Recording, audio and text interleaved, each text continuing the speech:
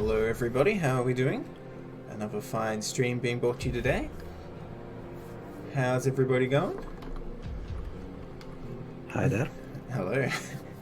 I think it'll be a very interesting stream today. The beautiful voice you can hear there is Sonko, and we're here today to look at not a CPL match, but at the StarCraft Human and AI League client. So you can play against the most advanced bots that people have been working on, like human versus bot action. So, I have with me here Sonko. Sonko, why don't you introduce yourself? Tell us who you are. Well, thank you very much, and thank you for the invitation. My name is actually it's Shonko, but you can call it Sonko. Oh, doesn't sorry. really matter. Yes. I'm the creator of the StarCraft Human and AI League, and I started working with Brood War AI about 2 years ago, and I really enjoyed the engagement and the coding, but I wanted to bring it to a more wider audience. And thus the idea that let's have some persistent online platform where you can try yourself out against AI, you can practice against them, and you can just have casual fun. Because my experience was that back when I played StarCraft, I was just got so exhausted of the ladder. Not even when I lost. If I lose, I don't get mad. But you know, the salt, the float your bricks into the corner. Yeah. The constant verbal abuse. It's just I'm not sensitive or anything. I just don't want that. Of course. So a bot is something you can practice against. And remember when you originally played the Brood War campaign, how awesome was it? And I want to recapture that in a little bit. But then I realized that this can be a pretty good practice tool as well, because these bots have been playing each other for a long time. And they tend to follow some of the pro strategies employed, although bot versus bot meta is quite different, or slightly different at least, than human versus... Let's rewind a second. Let's not get ahead of ourselves here. So, I really like what you're saying about you want to recapture that feeling, but tell us, what exactly is Chanel? Because I didn't actually describe it yet. If you would describe it briefly, what would you say it is? Oh, the stream just went down. Hold on. What?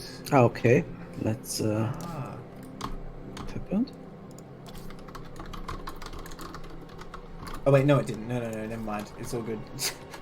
Okay. It just looks so like it how did to to describe... me. Can anyone in chat confirm the stream is still running? Sorry, I think it still is, but just a moment of anxiety on my end. All right, carry on, Shonko. Okay, so how would I describe it? It's a gaming platform at first and foremost. It's a platform where you can play against bots in a seamless way, and but not just any bots, right? Not just any bots. That's true.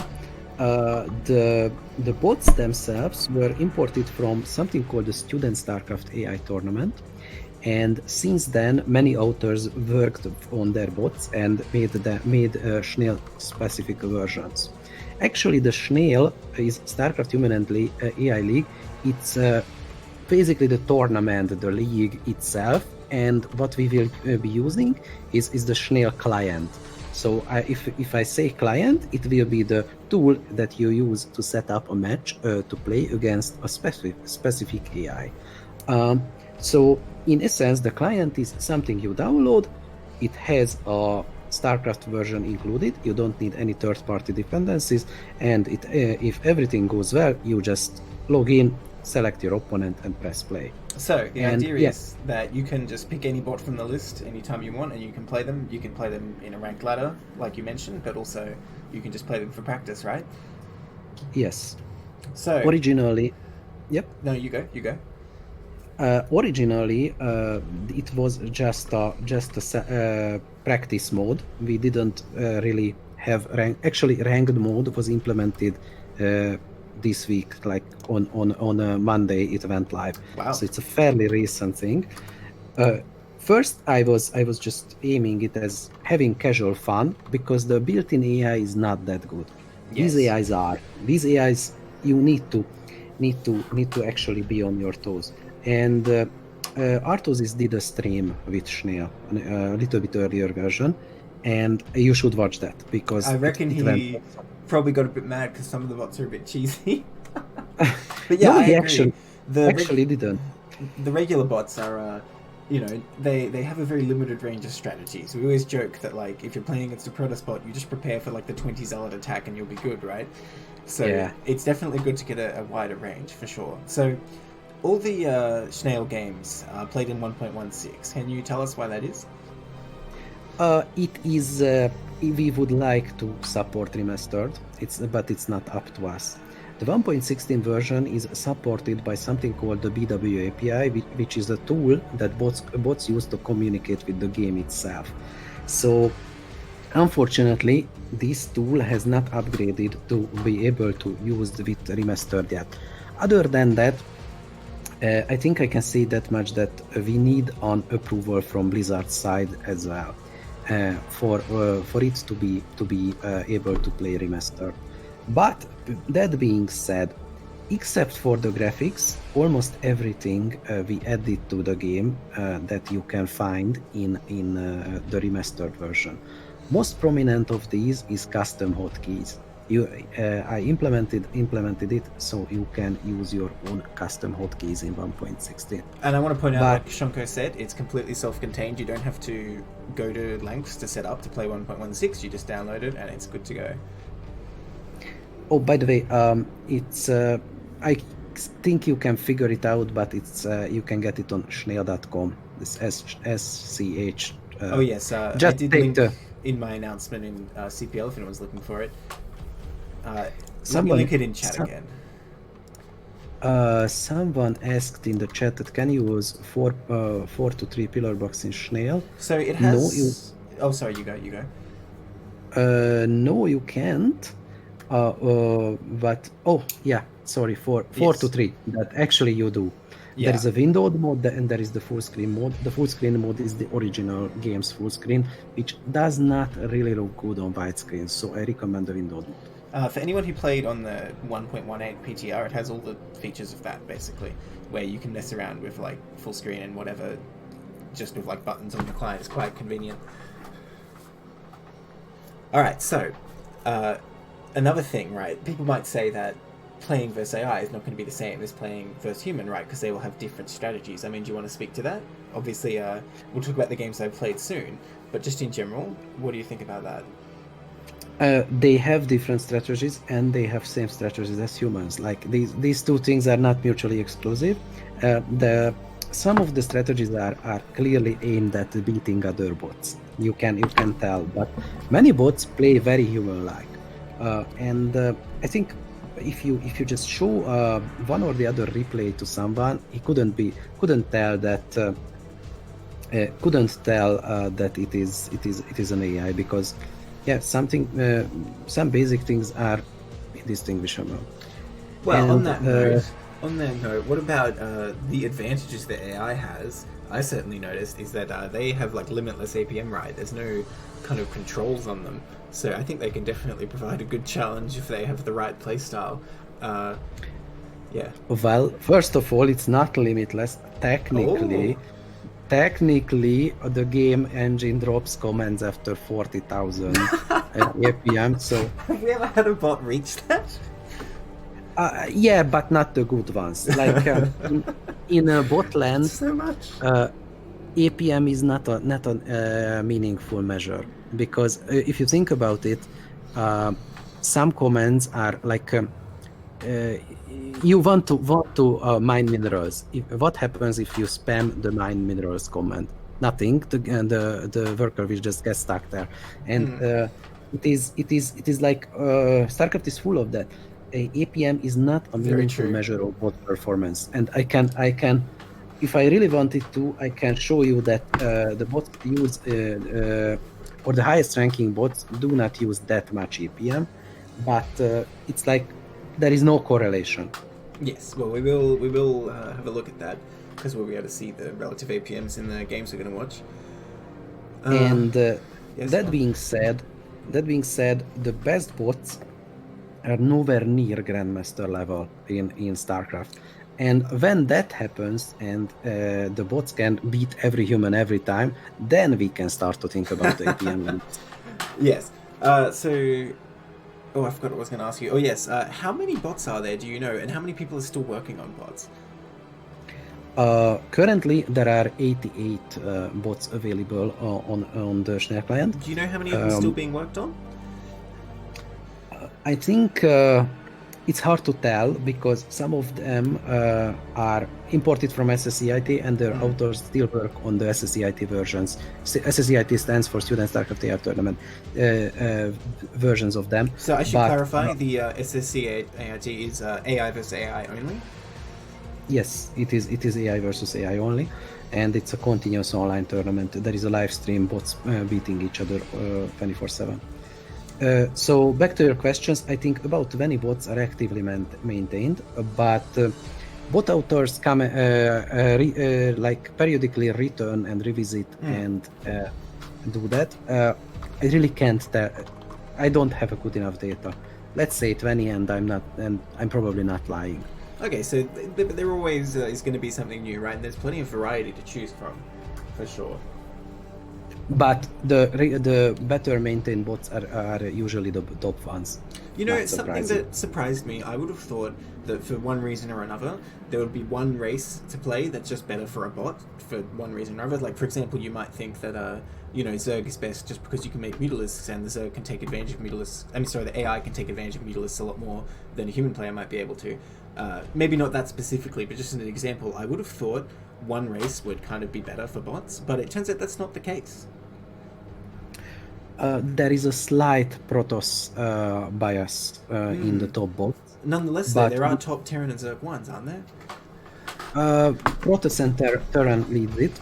On SSCIT, Terran and Protoss are the top ones. Zerg is noticeably behind. But we don't have enough bots to draw any conclusions from that. Of course. I don't think that has to do with races. Although I must say that writing a Protoss bot is advantageous in a way that Protoss has units that benefit from good micro a lot. Like a good micro can get you a lot of points. Yes. Zerg maybe not so much, but that does not mean that it's easier to write a Protoss bot. Far from it, or it's easier to write a good bot if you're Protoss. Nonetheless, I saw there's definitely a lot of bots of any race available to play, though. I think we have about equal numbers of the races current. About what you were just saying, right, about different races benefiting, I wonder if Zerg bots struggle, because a lot of good Zerg play is extremely dependent on interpreting what your opponent is doing, and I wouldn't say I'm the correct response per se, but like, being able to drone enough or make units enough. That's a good question. Because I feel like Terran, for example, in most matchups, Terran has the initiative that unless your opponent is doing something aggressive, you are kind of choosing what you're going to do. For example, in TVP, you're saying, okay, I'm going to move out at max. The Protoss can try and harass you or bust you before that, but other than that, they just have to wait until you're coming out, for example. But I feel like Zerg does not have that ability in either of their asymmetrical matchups. You're gonna hear this a lot from me, but I think that we don't have enough data to make a clear judgment here. Fair enough. The ladder, SSCIT ladder specifically, it's the first 8 bots are Protoss or Terran, and after that there come the Zergs. So there is definitely after that there are quite a few Zerg players, and actually an interesting case study is Corona, which it's not related to the virus. It's CRONA, and it was named before all this shit started. So please don't joke about that. And it is Banana Brain, the current top bot on Schnell. We should say that, although that changes like daily. Playing a different race. So it's the same code base. The author just configured it in a way that it plays Zerg. One of the bot authors in chat, by the way, is saying that the difference we see in races is purely a symptom of who authored what bot, and he's saying that like if the authors at the top Terran Protoss bots offered a Zerg bot, they'd probably do pretty well as well. I mean, that could be true. I guess we'll see how they go as they're exposed to like human strategies, and authors hopefully continue to improve them. That's 100% true what he's saying, and you might have guessed that he is the author of the bot Purple Wave. Who'd have thought? What about Microwave? Is there any relation, or is that unrelated? Actually not. The bots are not related. I think okay. Microwave is Microwave is a Steamhammer based bot. Okay, Steamhammer is an open source bot and many bots use it as a base. All right, let's not get too into specific bots here. So do you think the bots will benefit more from Snail, or maybe the humans will? Because I can definitely see potential as a practice tool if the bots are doing human-like builds. I think both, because there is literally no tool like this in existence. You can't get human versus bot data if you want to write a bot. And I think that I hope that Snail can be an AI research tool as well, since writing StarCraft AI kind of has been an AI research tool or Absolutely that people pursued. There are multiple, there is an AWID tournament which is tied to a big artificial intelligence conference. Wow. So there are much more than the average player realizes behind this. Okay, so one thing I noticed, we do have quite a selection of maps available. Like I think it's something like 9-10 maps. So do the authors have to prepare the bots for each map, or could you in theory just add any map at any time to Snail? Depends on the bot. Many bots use so-called terrain analyzer libraries, and those libraries have to support the map themselves. And these type of libraries, analyzing where are the choke points, where are the regions, etc., say they are vastly beneficial. But if they can't play nice with the new maps, then the bot will not play the new maps. So what about an island map? Obviously, an author would have to prepare a bot for, being able to play a non-land game. But would that work? Again, depends on the bot. I think some authors can handle an island map. Not all of them, but usually not. So we don't have any island maps on the map pool. And another thing, maps are enabled per bot. This is not really visible because most of the bots have the same map pool, which is not surprisingly the SSCIP map pool, some of the older maps. But for example, Locutus has some additional maps enabled. Okay. I think I did notice today, I don't know who I was trying to play against, but I hosted a game in La Mancha and the bot just never joined. Yeah. That can be for multitude of reasons. This project is in open beta, so bugs will happen. Of course. All I can say is please contact us. We will investigate, and if the bot consistently doesn't play nice, it will be disabled. So very good. That's much better than Blizzard's policy with players who don't play nice, mind you. That's way better. No, it's a continuous process, and I encourage everyone that just come to our Discord, come to the Snail Discord, and make bug reports, because we can't fix the stuff that we don't know about. So what about latency? I had a very good experience. I didn't experience any lag at all, and some people who played me might know that my connection is generally not great because I'm in Australia, and especially playing people against Europe, I can have a lot of lag. But I found a very good connection against the bots. Where are they hosted? How does that work? I'm smiling because everything is local. Ah, well that makes sense. So I assumed, for some reason I assumed it was online, but I guess it makes sense that it would be local. I don't know, that's a stupid question, I guess. No, it's not, and I'm really glad that you thought it was online. It's kind of satisfying for me. Well, the fact that it brings up the Battle.net thing and it joins the game, I thought it must be. But I guess it imitates LAN, right? Is that what it's doing there? Yes, actually, it's a hack of a hack of a hack. Yeah. It's imitating an online connection, and it brings up a LAN screen, but it uses something called so-called direct IP, which was a addition to StarCraft where you can host, where you can have multiple StarCraft instances connecting from the same machine, and then it launches an invisible StarCraft instance for the bot. Okay. So, but as a player, you don't need to know any of this. Of course. That's all just interest. Alright then, anything else you want to say about Snail before we get into looking at some of these games? I think let the games speak for themselves for the moment. Alright, I'm going to press the link again. in chat. If anyone wants to check it out, just go to the link in chat. It's totally anyone can play. But yes, like you said, the bots will speak for themselves. Okay, and then let's jump into a replay. One moment. I'm trying to think which one's the best one to start with. Yeah, let's start with this one. I have a few replays from games I've played. So, we are going to showcase me versus the bots to see how I did. For anyone who doesn't know, I'm about a 1700 player. I play Terran, just, you know, trying to make my way out there. I thought I'd see how I stack up. Game's up, by the way. Just a second. The same game name and everything that I just we messaged did. you. Okay.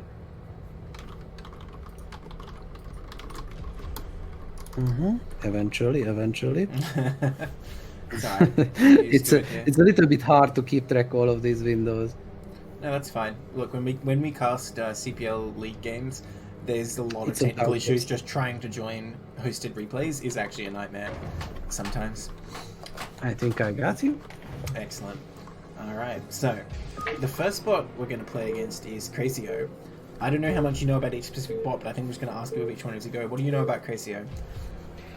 Crazy was actually one of the top bots. The author is quite competitive and usually participate like ranks top in the SSCIT ladder. Let's just speed this up, please. Yes, I forgot. For whatever reason, the replays save as like normal speed, but that's fine. Crazio is one of the interesting bots because it's closed source, so we don't actually know the code, and it does like has its own logic of doing things. Can I just interrupt you here? I want to point out that I'm spamming like an idiot, and Crazio's at like 20 APM just doing what it needs to. Do you see that? Yes. That's funny. I'm not entirely sure that the replay viewer will display the APMs correctly, but let's hope so. So far, I think it did. It seems likely that it did, yeah. I can definitely believe that Crazio could be doing what it's doing on 20 APM. That makes sense. If it never misses a click and everything is just done perfectly, that makes total sense.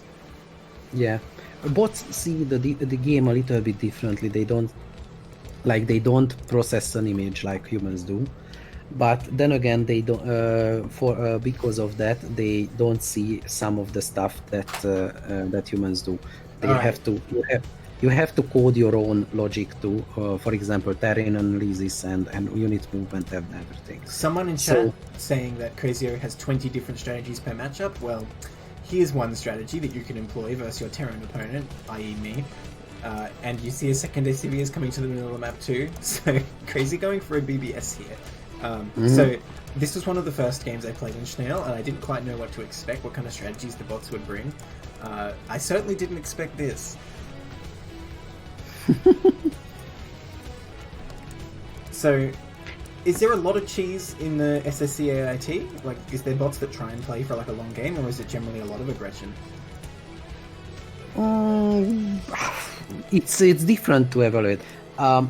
It's usually the top bots have multiple strategies and they tailor their strategies to their opponents, because these bots play a lot of games against each other. They just learn what works against a specific opponent and what doesn't. So against humans, that's so human, because when I play on ladder and I get like a Korean opponent, they're like, where are you from? I'm like, oh, Australia, and then they try out the BBS, they're like, I can just A-rank this guy, right? So that's very human. This bot's like, who is this human chump? Bet he can't survive this, right? Actually, the bots have learning built into them, and some of them, not all of them, and the more you play, the harder it gets. This is one of the things that I want to implement. Is this learning data is currently stored locally, so it's just single player learning basically. I want to implement a global learning system where they just put their learning data in Schnell, in the Schnell server. Yeah, it would vastly improve many of the bots. I don't think they have anything to be ashamed of right now, but yeah. So if you played, like, if I played 100 games against Crazio, it would bring very different strategies to the first game I played, do you think? Absolutely. With Crazio, really I'm pretty confident that would happen. Okay, so I'm going for like a standard one factory expand here. And you know what, this is just like playing a human. I think everything's normal, I think everything's fine. But I'm about to be attacked by like 3 Marines, and I haven't even scouted my opponent yet, so let's see how I go here. I only have 1 Marine. Even the APM. Oh yeah, there you go. My APM has dropped right off. Okay, so this looks really bad for me right now, because I've already lost my 1 Marine. And of course the bots continue to rally. So look at this Marine micro here. This is definitely not inhuman from Crazio, but it is very well done. So I'll say this looks like high-level human Marine micro that we're seeing right here. And I'm definitely showing my low-level SCV micro. Yeah, at this point I think it's just decided.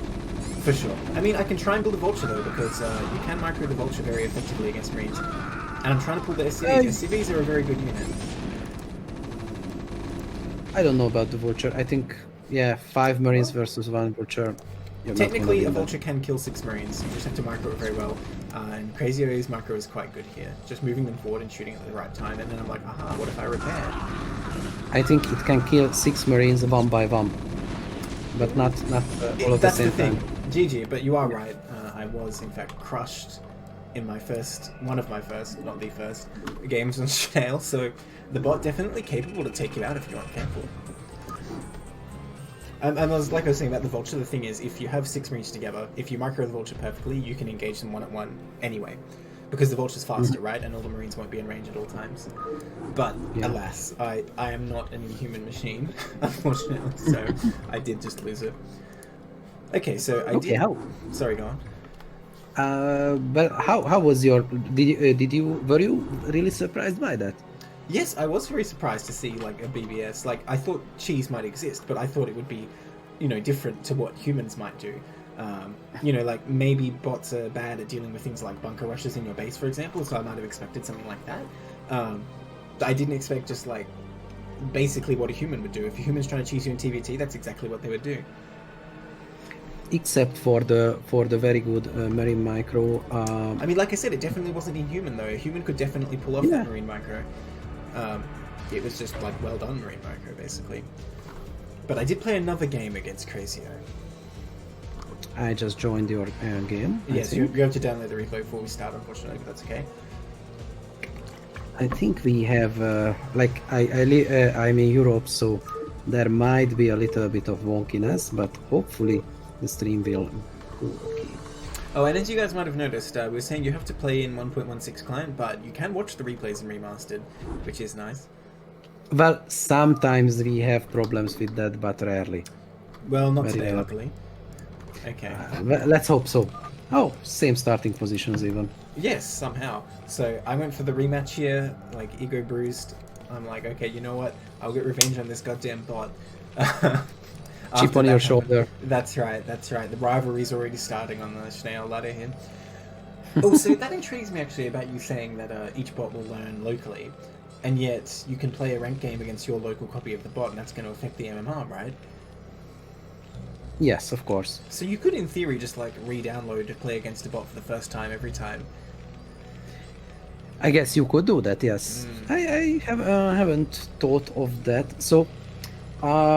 The problem is that humans often quit if they just don't want to play anymore. So that skews the data.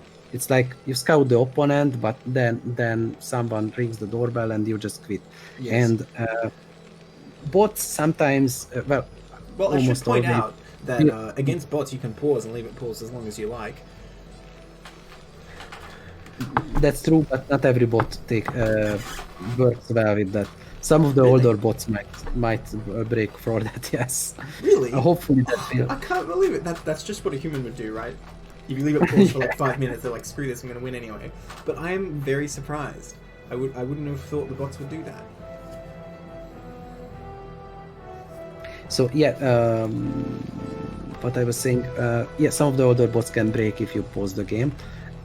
We are working on it, like the bot authors know of that issue, and as time goes on, I intend to up the bar, up the quality bar of the bots. As we get more and more bots, we can say that okay, this very basic bot is no longer acceptable to be on Schnell.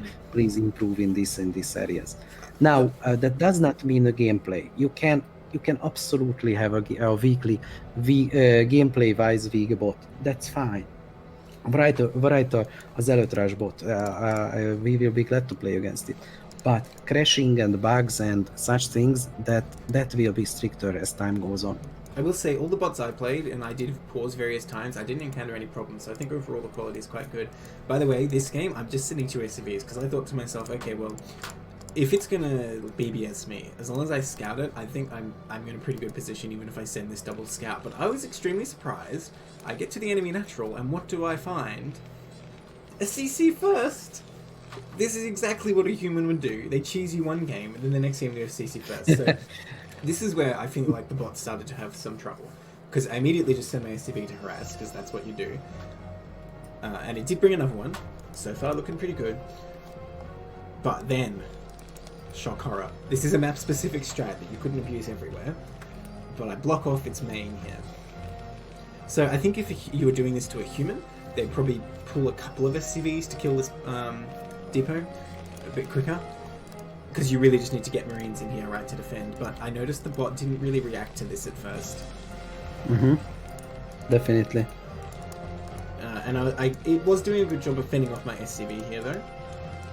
But you're sending another SCV and the Marine. Yes, because I sent 2 scouts, I thought, why not? And again, I feel like the bot was not equipped to deal with this. If you do this to a human player, they're just going to bring like an extra SCV of their own as well. And look at this. Do you see this bunker the bot is making? I mean, yeah, this is where, compared to a human player, I feel like this is, you know, a big mistake, right? Because I think a human player could see that this bunker is not going to help you when you're building a CC out here. Nonetheless. And he's repairing the unfinished CC. No, that's me attacking it.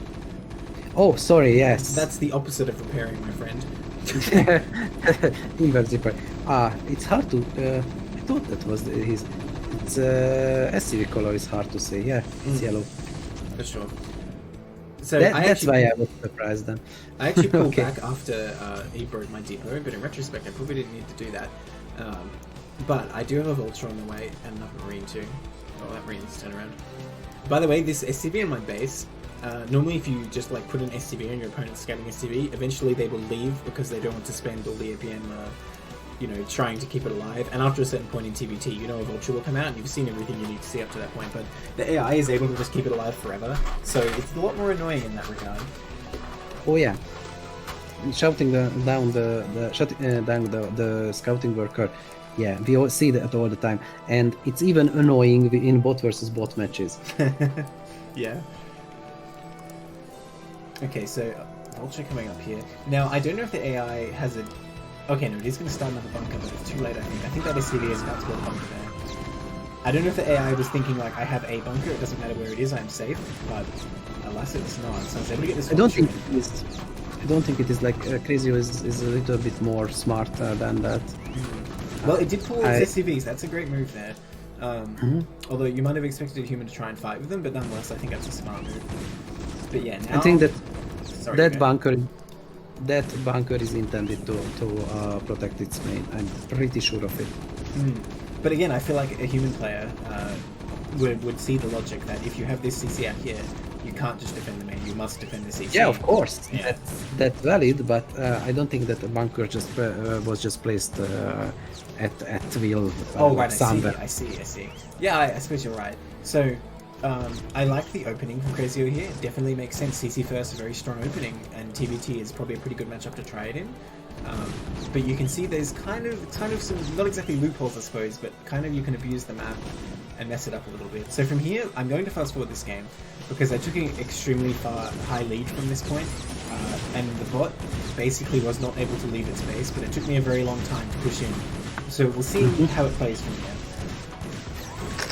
It's interesting because, Crazio could just, Crazio just tanked up. So it did run into my mines there. So it keeps trying to move out here, but I think I have enough of an advantage that I just keep it in, and my own tanks will be coming across the map soon enough.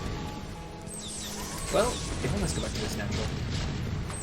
But at this point, you can see I have a third base as well, so I'm at a very good lead here. But yeah, from here, like, it's just so many tanks, it's so hard for Crazio to get through this narrow area. So in this scenario, what I expect a human to do was, you know, basically either try something crazy, like Wraiths or dropships, or just leave, because you know you're never going to get back in with ground troops. Now, Crazio's setting up an extremely good defense here with these tanks, like, perfectly lined up. I was very impressed by that. But it is clear that there's no real play here other than trying to sneak out with air units. Yeah, you just have more. You have the map, basically. Yes, exactly.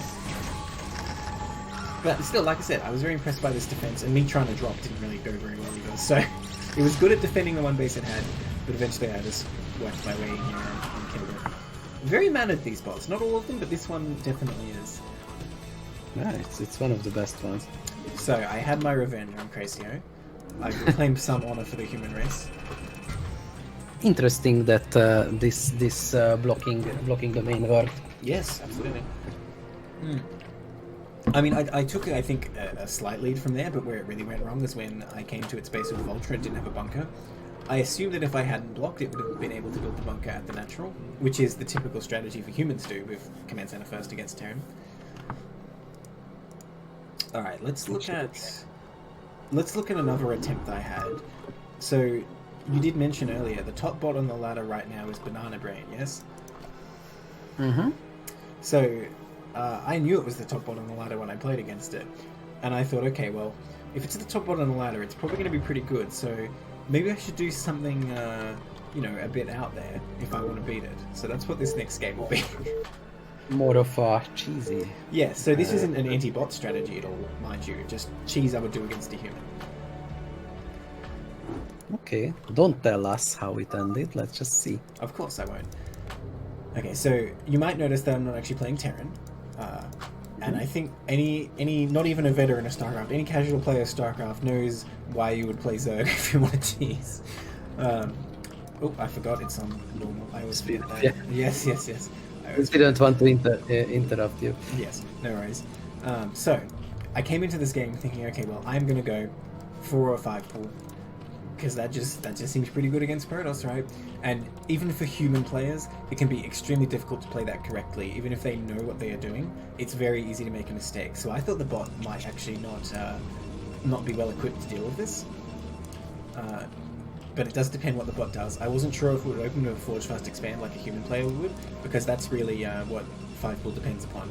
If your opponent is just building stuff in their base, they're generally in a pretty good position. But look at this, just like a human. You know, I'm pretty sure the APMs are not displaying correctly in this case, because I'm an inveterate spammer. I would never have 50 APM, even if I have nothing to do. Yeah, it seems strange. It's if I just have like a building in the corner of the map that's burning down, I'd probably still have like 100 APM. Just spam quickly. Yeah, I don't think this is good. If we can show the OpenBW replay viewer, which is a browser-based replay viewer, you can just drop your replays in and it displays them in browser. You need some game files for it.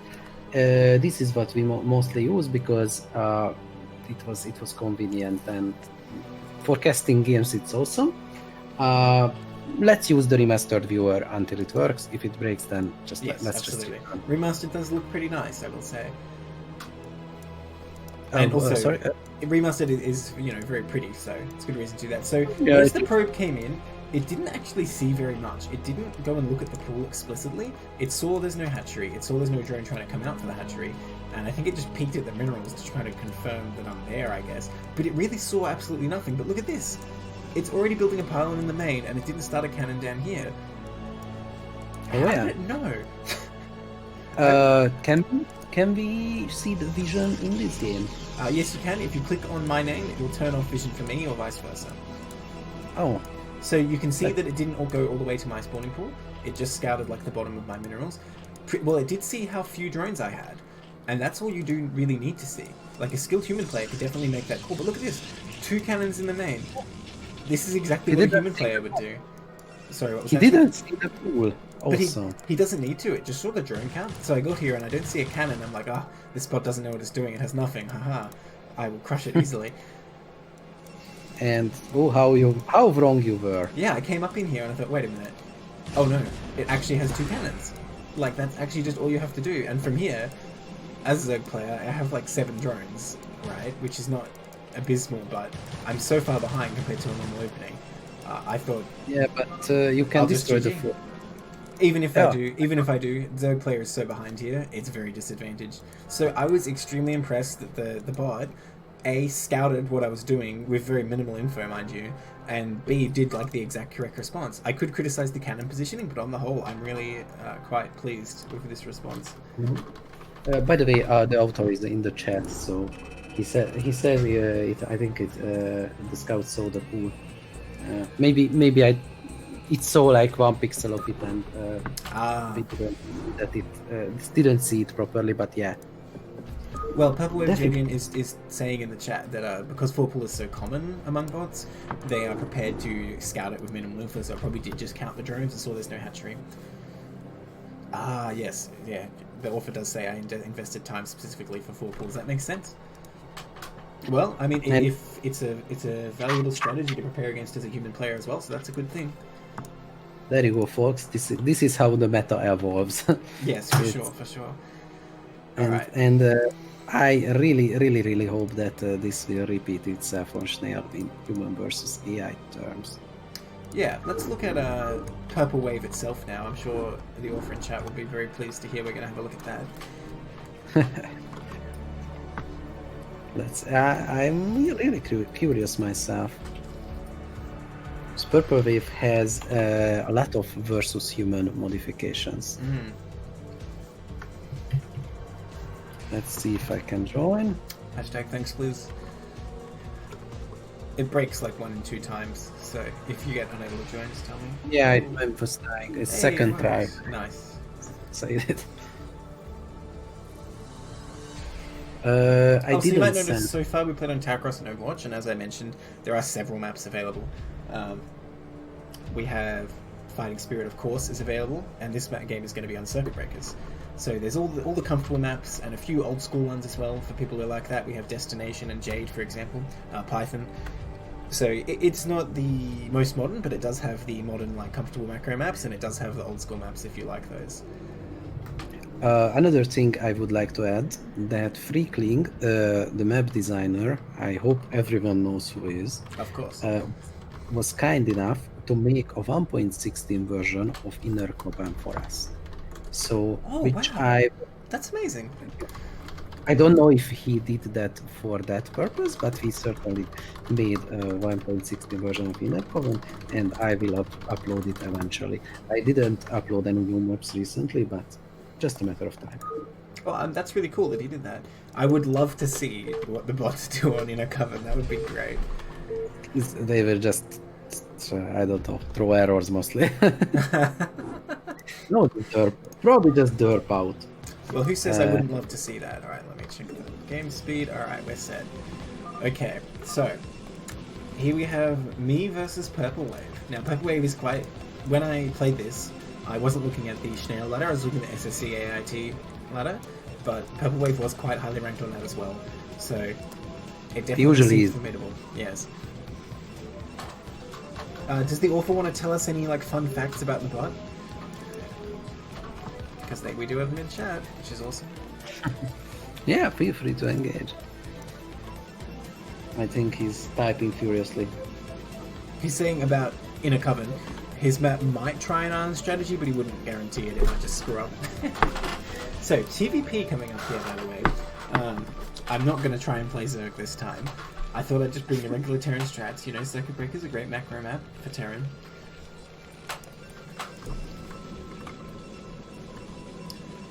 Alright. Of course, there's a lot of potential openings for Protoss here. Something that's very popular in the meta is actually to go Nexus first on this map. Of course, I wouldn't expect the human meta to influence it that much, but it's definitely something to think about, that you don't know if the bot's going to proxy you. Oh, yeah, sorry, go on.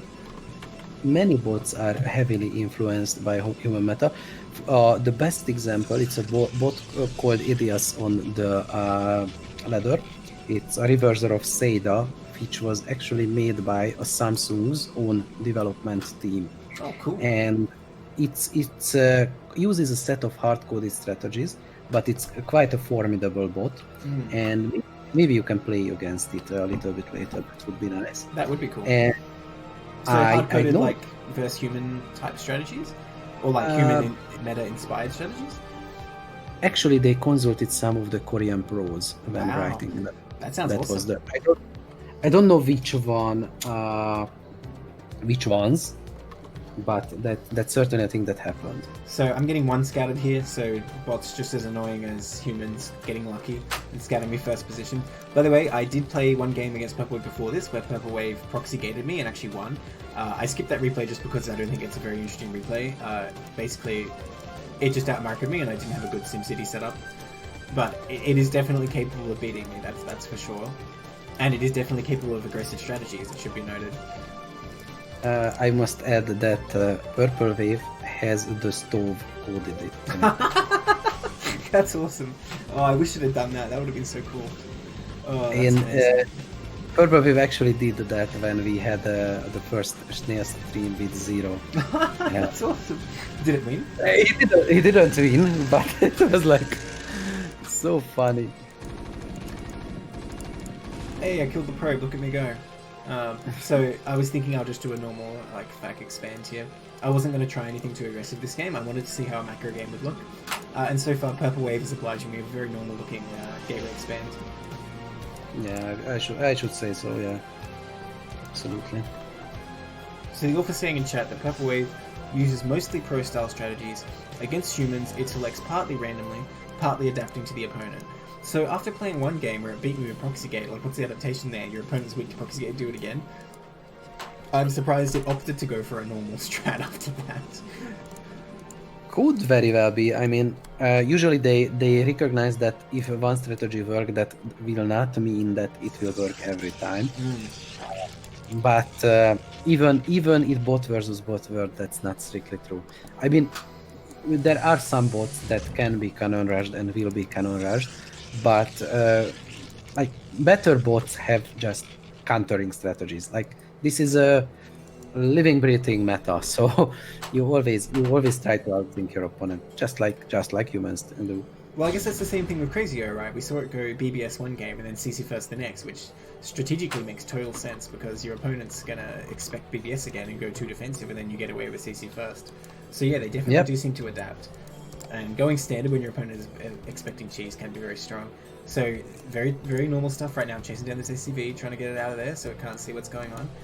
I'm impressed that Purple Wave knew where to look for the SCV, because it is very typical in this matchup that the Terran will hide the SCV like around the third or something to come back in later. I actually went Vulture first here, trying to see if I could get some harass down. I'm not sure like how the bot would react I'm to that. expecting you couldn't. So this Goon was actually just out of the perfect time, and the bot is microing it. I'm not sure where it's going now. But Yeah, this well, is pretty normal. Like, this is Bit how derpy. Sorry, you go. It was a bit derpy that he didn't follow the voucher, but Yes. how many per probes you get? It was just Got- 2. That's how I'd expect it to look versus a human, and I would say if this was a versus human game, I'd be like, that didn't really work. That Vulture first was not worth it. So it looks pretty good so far. I think that's perfectly fine defense. Still trying to hunt down this SCV. Oh no, wait, that probe is... I don't know what that probe is doing. Also very Probe is normal just stuff here. hitting the marker. I think it's just scouting. Yeah, we have pretty standard PvT stuff, and goons just outrange the bunker. In the AI versus AI, do you see hidden bases very often? They happen. They certainly happen. I couldn't tell you if it's often. I think not that often, but it happens. Okay, interesting. It happens. Certainly happens. And it seems that you're not losing the bunker because you have the tank. That's right. Also, the SCVs would be able to keep repairing it. One SCV per goon is enough. So here's the thing though, I only have 2 Marines in that bunker, and he has 3 Dragoons. Against a human, I would say this is a fairly tenuous situation for the Terran, because it's quite easy for the Protoss to pick off that tank here. But Purple Wave choosing to be very passive, I feel like. When the tank comes out without Siege Mode, it retreats, but Siege Mode does finish up now, so I'm feeling very safe at this time. But look at this fast third base. I think that's a really strong move when you see Vulture first. I think that's a really great move, because you know Terran can't get a lot of tanks very quickly and push out. And that's a super fast Citadel, my gosh. You are basically contained here. Yes, for now. Even though you you can't really move out in this. Oh yeah, and it finds the perfect The spot. sweet spot, that's right. Ah, bunker. No, I should. Why don't I siege that tank? God, I'm so bad. Bunker, I loved you, and now They're just healing with their hugs, right? But yeah, I think Purple Wave is in a great position right now because it has this really fast third base, and like you were saying, I'm kind of contained because I'm with that Vulture first. The tank count is lower. I'm not going to be able to push out very fast. I am going for a very conservative build here, though. I already got Armory Academy, just going for upgrades. Yeah, you and can. third base. Yeah, you can absolutely it is hard for you to move out because not only you have many tanks, you only have tanks. Well, look at this here though. Purple Wave could probably just kill me here. It could probably just move in and kill these tanks, but it does not decide to. Now, I think a human player would definitely have just dived on that, unless they're extremely timid. So I was quite surprised that it pulled back there. I thought I'd made a terrible mistake and I was about to die. But Purple Wave kind of just let me survive. Did you notice that he could target fire your tank under the bunker? Oh, I did not notice that. That's pretty good. I mean, this barracks is not perfectly positioned right now, but for a second it was it? So that was interesting. This is something we see in bot versus bot matches. This walking in and out of tank range. Yeah, this is a weakness of many bots. So I'm guessing you will kill a lot of goons by right here, and maybe that will turn the tide. The author in chat here saying Purple Wave is more conservative than other bots in this situation because it's not great at inferring when more tanks could be in the fog that it hasn't seen yet. There was indeed this tank on high ground for sure, so some goons would have been lost. It definitely would have been worth it though if Purple Wave traded all those goons for 2 tanks. I would be in a terrible position. But look, it's coming in here again. And retreating. I think the biggest mistake is the retreating. Just commit. Yeah, I would agree with that, I suppose. I mean, that engagement I don't think would have been as bad for me because it has to come across this narrow bridge and there are like 3 tanks now. No, but at some point you should realize that okay, I'm gonna lose those units. Let's just make the most of it. And now I think the APM counter is better. Okay, so compared to a human, this is where it's getting a bit strange because I would expect a human going for this fast Templar archives to come in with DTs, and I think that would have actually just killed me. Oh, I do have scans actually, so it would have done damage. I imagine it might have killed some tanks, and then I could be in trouble. But it is actually going straight for Storm here. It is making a DT, but it's quite late, and it's very weird that you'll go straight for Storm. Basically just on 3 bases here. So I would say for a human game this will be very strange looking from Purple Wave right now. I think it's still in a good position, but it has a lack of scouting info as well because there's no observer. I'm not sure if Purple Wave is aware if I have a 3rd base or not. If it is aware, I would say Purple Wave is making a mistake that it needs to be expanding more. And another little attack comes in and gets repulsed. I don't think it is aware. No, it seems that it is not. Because, like I said, no observer out, so there's no way for it to find out. It could send units up there, but it doesn't know where to go. This unit tensing is interesting. I mean, I don't think this shows that the bot is necessarily stuck, because if they're just sitting still, it would achieve the same thing. It's just interesting to me that it keeps moving them continually. Also, Purple Wave could have expanded. The APM. Look at the APM right now. 9,000 APM. So, as you can see, a high APM does not necessarily mean that the bot is in an advantageous position. Okay, so that move right there, by the way, sending the DT in, very human. Sometimes the human Protoss will try to sneak a DT past, even if your forces are there. It's just bad luck that lines are there, so I like that move. Sorry, what were you saying? Yes, so high APM does not necessarily mean the bot is better. Of course. We talked about this, and you see many of these unnecessary. Yeah, for sure. That probe, by the way, did an extremely good job blocking those vultures and pulling back a little bit to make them screw up as much as possible. I don't know if that was intentional or just coincidental, but it was kind of inhuman there. So sending in more DTs, which is quite annoying. Yeah, by the way, Purple Wave could have expanded a few times in this match. Yeah, so that's kind of allowing me to catch up a lot more here. And Purple Wave continues to kind of bleed in units at my natural. But it is sending more and more DTs, and I'm lacking a bit of detection here, but mine's a pretty good detection. Yep. So one thing that concerned me in this game, I didn't see any tech come out from Purple Wave. You have Templars, but Purple Wave not going for carriers or arbiters here. And typically, once Terran gets a large army, if you don't have carriers or arbiters, the Protoss army struggles. But there's coming for a bit of an attack here. Again, a bit non-committal, so I don't know if it's just a symptom of the map and it has trouble with these double bridges, but Purple Wave seems to continuously bleed units in this location. Not just this map. I know from experience that this happens a few times. Okay, so the author's saying that it's doing specifically the Gateway Man build, which is good against bots because bots tend to do biotank pushes. That's interesting. So we can see that the bot's being affected by bot meta. Oh, by the way, something that's interesting, if you look at the minimap, Purple Wave has units spread out at like every location, which against a human player you would not expect. Against a human player, I'd expect to get these vultures past without being detected, but Purple Wave is everywhere, so it's able to shoot them down quite easily. He basically has vision more than half on more than half of the map. Yes, absolutely. And I don't know how this ends, but at this point he could still win. Oh, absolutely. I mean, it's not a bad position for the Protoss. It just could have been better for sure.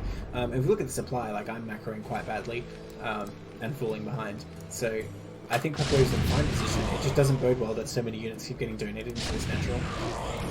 And also, we should have expanded by now. Oh, there is a fourth base. There is a fourth base, but I think even more so. Yes, I absolutely agree with that. Yes. Fourth base is absolutely had the opportunity, had the time, and you basically you don't control the map. He does. Yes. So, well, at least the lower half you basically never there. So.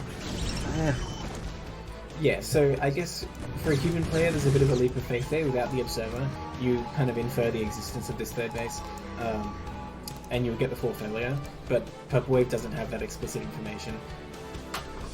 So and that pylon successfully delays your fort. Oh yes, so, super annoying. A human player would have like 6 cannons, just to be as annoying as possible. But when you're on so few bases, definitely it's not worth it. But look at this, Purple Wave coming in here with a bust and actually finally getting through and committing here. The Goon's doing a lot of damage, taking out a lot of tanks here. At this point, I was like, oh my god, am I going to die? Luckily, basically thanks, but now why are they retreating? Oh my god, it's so hard to see. I think it makes sense to retreat though, because I had a couple more tanks in the back and all those vultures. I think retreating there makes sense. But it did kill quite a few tanks there with that little attack. Yeah, you were in serious trouble here, definitely. Oh my god, so annoying. It keeps sending single DTs, and I have the energy to deal with it. It's just a matter of multitask, like that I have to keep scanning there. So we're kind of exploiting that. Taxing on your attention, definitely. But now this is swinging back the other way because again, we're donating so many units in this narrow area. It just keeps coming in and out, unfortunately. Also, another thing, he could have just like go around. That's like a pincer move. Yes. Would crash you. That's an excellent point. I don't know if it's like it requires map-specific attention by the author or not to be aware of this kind of path, or if it just is going to take the shortest path. Because I suppose from the AI's view, it knows that this path is wide enough for a goon to traverse, and it doesn't really care that it's too narrow and that this path is better. But yeah, definitely if Purple Wave brought all its army up here, it could probably kill me. Or at least, maybe not now, but earlier it probably could have. Earlier, yeah. Now I'm not so sure about the matchup. It seems that Purple Wave is still ahead in a macro, definitely. Well, the thing is, when Protoss is like 20 or so supply ahead, that's actually fine for Terran. That's like pretty even, I would say. So I would say it's a pretty even game right now. And with the caveat that the Protoss has no tech. And that's really the big issue here. Because once Terran gets like, 20 or so plus 2 tanks, and you don't have something to deal with it like Arbiters or Carriers, it becomes extremely difficult for Protoss. Yeah, no Arbiters, no tech, as you just said, and no Observers even. So and still, the author's saying the technique most bots use for evaluating fights is too slow to properly account for terrain. For example, it stimulates a fight without collisions for performance reasons, although Purple Wave tries to adjust for those bridges, that adjustment just isn't very clever or accurate. Yeah, so unfortunately it's not able to come in. I suppose the adjustment the Purple Wave is making is that it's not committing to attacks too heavily here, because it knows the bridges are going to make it disadvantageous. But definitely we can see with, human wisdom that it would be better to come up to that wide high ground. I'm looking at this Templar movement, and Templars don't do much. They do have to like they are. Okay, so this is definitely a mistake a human could make, but I wouldn't expect, is sending these probes continuously while this base is under attack. Oh yeah. Yeah, that is a typical bot mistake. Don't get me wrong, humans do that sometimes. Like, it does happen. So absolutely, or just forget about a probe transfer into a sieged base. So. Absolutely. It's pretty painful when that does happen. Okay, so we see I'm actually ahead in supply now. Honestly, I'm surprised Yeah, that when I I think remember this- this game, I don't remember this point, but okay. This is turning. This is definitely turning because you just figured out what you need to do, and Purple Wave is doing the same thing all over again. Yeah, the space seems to be basically denied. I guess it's like a decision from Purple Wave that it's not going to attempt to defend it. I have so many mines on top of this army. I feel pretty dumb looking at this. I hope Purple Wave isn't able to take advantage of that. Another thing But I haven't seen. Are the bots capable of doing things like salad bombs on top of siege tanks? Have you ever seen that? Absolutely. Yeah? Absolutely. Wow. I have seen that. I have seen that. I will spoil but- that I didn't see that in this particular game, but I'm quite impressed that they can do that. highlight one of the things that it seems that you actually learned from this game, right? Yes, I did. Like this was a good practice experience for you. Absolutely. Because, yeah, I learned I need a better defensive setup here. Well, more learning is yet to occur. It's not over yet, believe me. I believe you. I absolutely. But I mean on my part as well, because there were definitely things that I learned from this game. Yeah, there is no the replay progress is hidden in the. Yes, no one can see the replay progress on the stream. But I can see it. Yes. Ah, yes. We still have time. That much I can spoil. Okay, so This is. Purple Wave is trying to take the space again, although only with probes so far. But yeah, I think a human player definitely would take advantage of these bottom 3 bases. It's not too hard to secure those with cannons, so definitely I think that's a bit of a mistake that a human wouldn't make. Yeah, you only send vultures, nothing else. So it's Yes. not even that hard to defend. Yes, absolutely. Like, if a few more goons came over here, Purple Wave could deal with this. Actually, you know what I noticed? Purple Wave does not have any observers at all. Does Purple Wave even have a robotics facility? I don't think Purple Wave does. I don't see any. I should have made cloaked wraiths that would have led to victory for sure. Okay. But yeah, so Purple Wave is certainly capable of utilizing observers. So I'm pretty sure of it. I have no idea why is it not making. Well, I think observers. it's just the specific build this game. But I would say that's a flaw that Purple Wave can't adapt its strategy during the game. Like it can't say, okay, strategy X isn't working, we're going to switch into strategy Y or whatever. I don't know what the metric for that would be. Because obviously the bot doesn't have access to things like how much comparative supply there is, so it's hard for the bot to make that evaluation. But that is an advantage a human player has. A human player can say, oh, there's mines everywhere, I need observers. Whereas I think the bot can sometimes make that evaluation, but it can be a bit more difficult. But just making that decision by itself in isolation, it's not a hard thing. It's Yes. it's like you have so many moving parts, and it's like different weights in that decision making. And yeah, I think. So I'm getting extreme value here, just with units coming in. So, like I pointed out before, my macro is very bad here. I will say part of that is, though, because the bot is continually sending in units, I am actually paying a lot of attention here. It is taxing me a lot more. In a normal game, you tend to just sit there. If Protoss wants to attack, they'll attack all at once. It'll take like 1 minute or so at most. And then you go back to just macroing. But the bot is just constantly attacking me, especially with the DTs that I have to keep scanning for. So it is slowing me down a lot, I will say. Although it definitely doesn't seem to be to the bot's advantage, given the supplies right now. Yeah, but you certainly not really spending your resources. So you have 5k minerals and Yes. you Which send is out very vultures. You send out vultures, that's good. But yeah, that can be utilized a little bit better. But I don't want to comment on your performance. Feel free. But it's not really the point of this stream, I think. Of course. So I was thinking I'm going to come down and take this 3 o'clock here as my 5th base. I honestly should just move out. So, you know what they say, hindsight is 20/20. I did not realize the bot was so low in supply at this point. If I did, I probably would have tried to push down to this natural. Because I'm looking at this now, the bot has like no army at this time. You could have just moved, basically. I could have indeed. But I guess it makes me scared that the bot is continuously attacking, that if I move out, there'll be lots of units attacking. But yeah, definitely there's not much here. So that Nexus How in the can you 3... afford to throw away this much? Right? At the 3 o'clock, I actually killed that Nexus just with like 3 vultures. So again, I wouldn't expect a human, unless they're like very tilted or distracted, to just like let that die to a couple of vultures. It wouldn't have been hard for the bot to send a couple of dragoons over there. So that's definitely a big mistake. And we still see, like, something is going on here. I'm not sure what this is. I think the bot wanted to expand here, but maybe couldn't afford it. Yeah, I think it's a stuck expansion logic somehow. And Zealot comes in and just gets killed. Autoprobe's here too. Again, this looks superhuman. Humans would do this all the time. Yeah, just stand there and forget.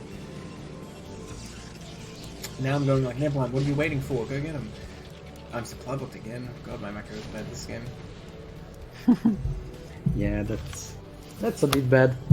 But that's right, there's power of Terran that you can just sit here and you still win, because the tanks are pretty good.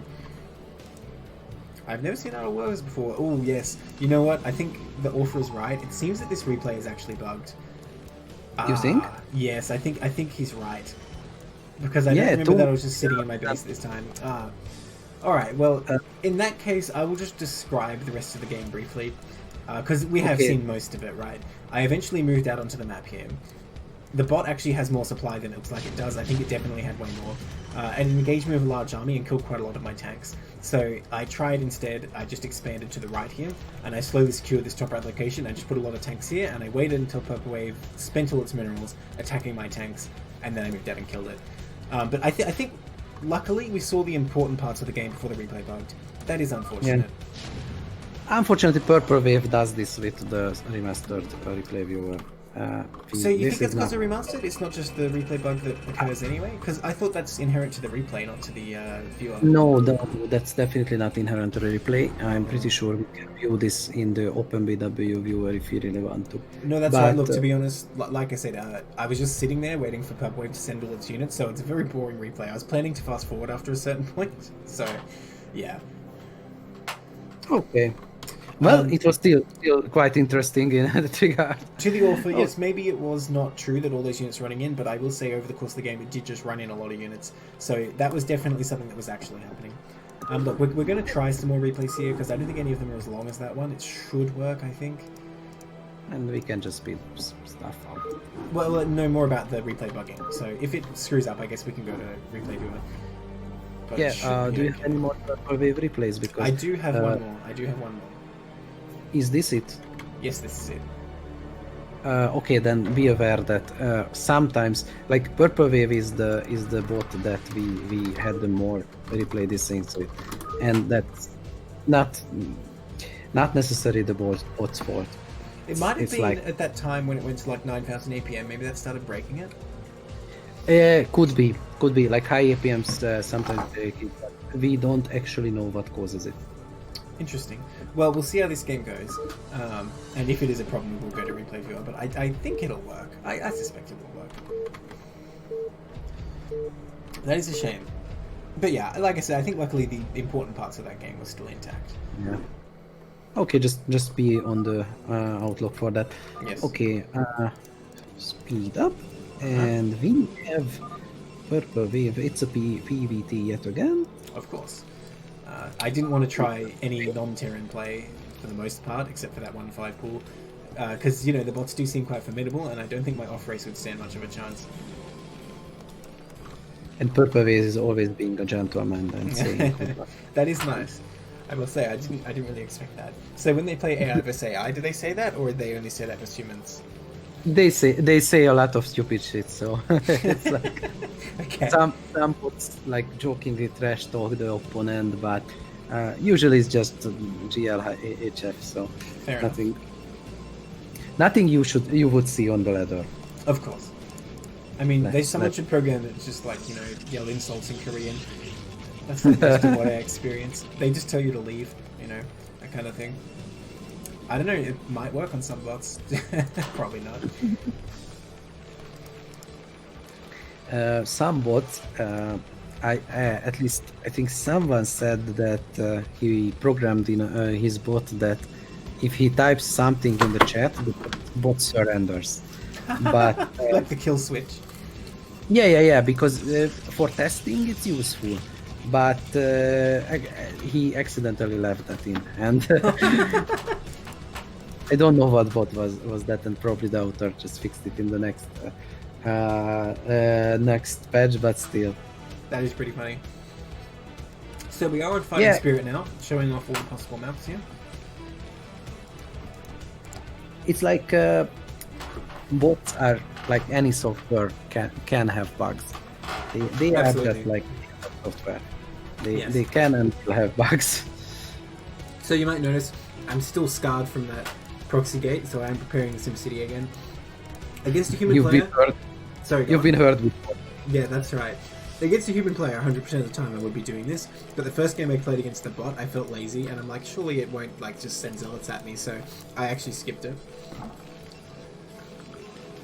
And you know that is when the narrator says that, but he did send them. Yeah, that's right. That's exactly it. Yeah. So, I suppose I might as well give away what I was thinking here in this game. I thought, okay, what is the most typical way for Terrans to win this matchup? What if I just 2-fac? How will the bot handle that? So that is my plan here. I'm going for a 2-factory attack. Mm-hmm. And the bot is going for a 1-gate expand again. And is still harassing your workers. Yes, super annoying. Super annoying, but also very human typical that you would just attack the building SCVs. That's totally normal. So that's definitely good practice. Actually, that's a really good thing to practice against. When you practice an empty map, you don't have that kind of distraction, which is actually very difficult to execute your build while that's going on as well. So that's a really useful thing for practice, that it comes and does that.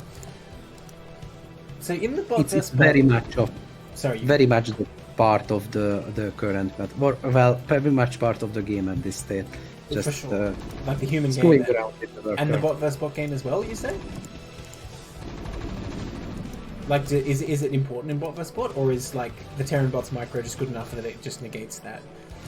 Well, the bots still scout, and the other bots still chases the scouting worker. So it's the way it plays out. It's generally the bases get scouted, and one worker is occupied from both sides. Okay. So it's rare that the scouting worker gets killed early, but much less workers are lost to stupid micro mistakes. So bot versus bot, It's like this. absolutely So in it's bot versus absolutely bot, the Terran wouldn't lose an SCV building a barracks ever. Like that just wouldn't happen. probably not, or with a lesser chance.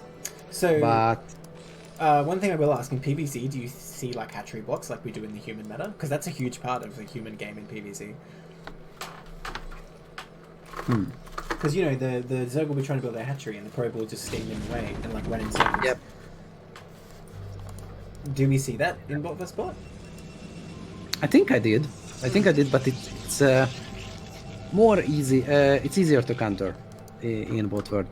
And another thing that you can do is, you know, if you go as a Zerg, if you go into the enemy's base and start building an extractor, can't cancel it, then your drone heals up to maximum HP.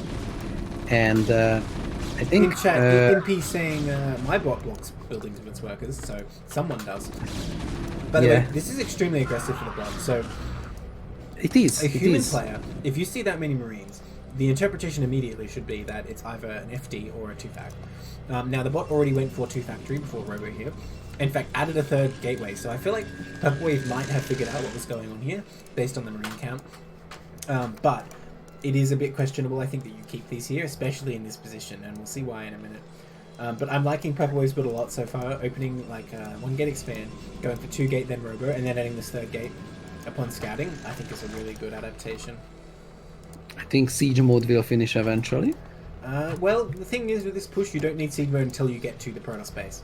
The idea is you push out with these unsieged tanks and Marines, SCVs can try and trap the Dragoons, and you lay mines, it's just hell for Protoss. Well, here it goes. Okay, so this is my 2-factory push, and we'll see. What you want to do is fight the Dragoons here. This is really what you want, because Protoss needs more than this, basically, and unfortunately, Purple Wave gets trapped up in the natural here, and this is why I was saying this position with the Dragoons is not ideal. Now, a human player could definitely make that micro mistake, but the interpretation here is when you see those Marines on the ramp, you know that you need to be ready to pull your guns back. So that's definitely a mistake I feel like a human player would not have made. At least not one experienced with 2-fac. Yeah, that was a tactical mistake. Like as soon you moved out, Purple you should have just retreated. Yes, like I mean, and just looking at the number of units you have, it's like no go. Yeah, so it's trying to micro here, but with just 2 goons, it's very difficult. I mean, that's pretty good micro to pick off that SCB. But here we go. So the game's not over yet, though. Even with 2-fac, if you kill the Nexus, you haven't necessarily won. I'm coming up here with my dodges and tanks. As you said, siege mode not quite done. I was trying to be sneaky and running here and laying mines on the gateways. The Observer is out, though. It's very good Observer time. And units suddenly attacking from all sides. Goons microing extremely well, pulling just out of range of the bottom 2 tanks and hitting the top tank. Probes coming in as well. And actually killing more than I would have thought. 2 of my tanks have already been taken out, and all I've really killed so far is Dragoons. The probes are starting to go down now, though, with all the goons destroyed. And if that bunker finishes, Protoss in a lot of trouble, and it does. Did you kill the observer? No, I did not. I have no detection. There's no way for me to kill the observer. It's just chilling. I didn't see it for a second. Okay, so Purple Wave picks off that tank very, very expertly there as well. So here's the thing, with goon range, that bunker isn't that effective, but a lot of probes have already gone down. And I am able to lay these mines here. Unfortunately, Purple Wave sent its observer past the bunker, so it couldn't pick off these mines. I feel like Purple Wave could save this Nexus if this wasn't happening. Ooh. Yeah. And we have goon range, and I think the goon just outranges the bunker here. Absolutely it does, unless you get so marine range. It's aware of the goon range, so that's good. Yes, but if you have enough Marines, you can just fight them, which is what I did. I really just wanted to buy time for more tanks to come up here. So I wasn't expecting this push to continue, but since the mines hit those goons, I thought, oh, maybe I can actually get the Nexus if I just send a bit more. So I rallied these tanks up extremely late. I'm just trying to buy enough time with this bunker to get that up there. That's absolutely a good decision, it seems. So by the way, last game Purple Wave 0 observers, this game went straight for observers, so it's good to see that it does have that variation. Oh, now Purple is in big trouble. Like Yes. 2 siege tanks. That's nasty. Yeah, so this Nexus will fall, and typically with 2 factory, you just kill the Nexus and go home. So that's basically a success for the rush. Now, I wouldn't say that a human player would necessarily GG here, because it's definitely possible to bust out and counter your opponent. But this is a huge disadvantage. So I'm going to fast forward the game from this point because it is fairly straightforward from here. Although I will say I don't think Purple Wave played badly at all from this position. It's just a terrible position. Like, to retake this Nexus instantly, that's pretty typical. Purple Wave certainly gave it a good effort. For sure. And I think if he didn't lose his goons at the natural, Yes. maybe Nexus saved, and you would be in trouble at that point. Yeah, so when my units first arrived at his natural, I feel like that's when Purple Wave microed extremely well. And then, of course, there was some good goon micro after that, but yes, losing those 2 goons for nothing was just such a disadvantage. I'm just prepping for a 4 factory push here, by the way, to close things out.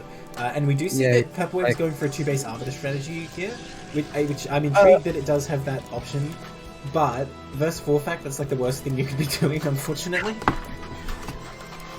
I didn't see the arbiter. I was looking at the goon, but no. Well, the arbiter's not out yet, but that's what it's going for. Far over. Yeah, so after the disadvantage it has, I was able to just push for the win here. Oh, by the way, in the other game when the replay bugged, the bot did not leave until I had like 2 buildings left, so I don't know, a bit BM to like drag the game out. Both do that, but not to screw with you. It's I know it's not on because purpose. both it doesn't matter how long the game is usually. That is true. But and I suppose you don't want a bot that leaves when it might have still had a chance of winning. I'm trying to remember how many buildings had left this game. I think I might have had to kill all of them. I'm not sure now. I assume that there have been draws where like both bots just can't path to each other's buildings. Does that happen? Well, probably, but then it's decided on score. Oh, So, interesting. Technically, we don't have draws on SSC, I think. Oh, that's quite cool. All right. Okay, so that's all we're going to see at Purple Wave today, unless we play some live ones at Purple Wave later. So I'd say Purple Wave plays very human-like, for sure, and is quite good. But there are loopholes compared to a human player, for sure. Okay, so let's move on. All right. Would you permit me like a 2-minute break? Of course. Right, I will be back in a second. I will mute myself and we'll be back. Okay, so while he's gone, we're looking at people in chat. So the author of Purple Wave is saying, he was trying to just retreat the dragoons with a command that didn't actually result in the dragoons moving. Okay, so it understood that it needed to retreat there, but it just failed to do so.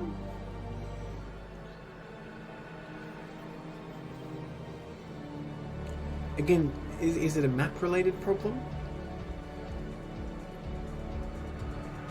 I don't mean like once I was already down the ramp. Obviously, there was like some mixed command there, but the position the dragoons were in there was like either they like shoot once and they die, or they try and run away and they die. So either way, that was fine.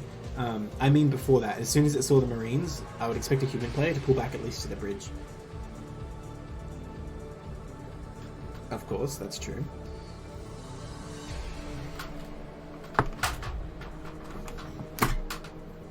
What about the bug where if you order a unit to attack that's already attacking, it gets stuck and you have to press stop? Have you coded in the AI to recognize that and like cancel that? Because that bothers me all the time, microing my Marines when I'm too aggressive and press the button and they get stuck. Okay, I'm back. Bots, unlike humans, are unlikely to realize the command isn't working. They're lucky to keep retrying it. That makes sense. Alright, I'll host up the next replay. Well, I think this is my favorite replay, by the way, this next one. Oh, I'm really curious. Yes. Just because I feel like it was the most human-like game I played. Mm-hmm. I hope it's the one I think it was. Cross. Yes, back to Taucross now. Of course, I'm going to host the Terran favorite map over and over. And it is versus Krona. Oh yeah. Yes. Krona is my favorites as well. Yes. Yeah, especially, I think I said it before, that it uses the same code base as Banana Brain. Oh, there you go. So yeah, this is a ZBT this time. Of course, I'm still playing Terran. We're back on Taucross here. And this is the bot. Krona is one of my favorites because I also hosted a coding stream with the author one time, and I saw cool. somewhat of the insights into Banana Brain, and I really liked it. And it's basically a modular system. There are some units that you can plug in, very well made, and I can see how the author just adjusted to a trace. I mean, you still need to do a lot of work on that, and but I hope the author who was in the chat a few moments ago will elaborate on that, because is that you? Really... no, it was Johan. Okay. Johan Dayon is the name of the author, and Johan. Okay. Well, I hope they're still here to see their bot in action. Yeah. I think I hope so too. This overlord path intrigues me, by the way. Presumably, the bot does send the overlord differently depending which matchup it is. I would have thought typically you would send it straight to the natural over here instead of down this way, but I'm sure it has a plan. There are considerations like you want to see scanning SCVs moving past or proxies or something like that. Maybe, but I think it's heading to the bottom right base right away. And maybe checks the natural, then heads to the bottom right base. Could be. Oh, by the way, do bots ever use this bullshit drop spot above the natural here on Taucross? Like, do they put tanks there? I can't tell you. Probably not. Because in PvT and TvT somewhat, that is a real menace, that spot there. Bots are notorious for not using high ground properly. This is one of the things that harp about, that very few bots actually utilize the high ground. The Orphe is still here. Any fun facts about Chrono you can tell us while we're watching the early game? By the way, bot going for a very typical hatch first build. The only deviation I would say here is that it hasn't sent a drone scout, but some human players certainly don't do that as well, so totally normal so far. Sorry, go on. And okay. I'm gonna go on a limb and say that bot authors really like to interact with players. Well, not players especially, but really like to perform their bots in action.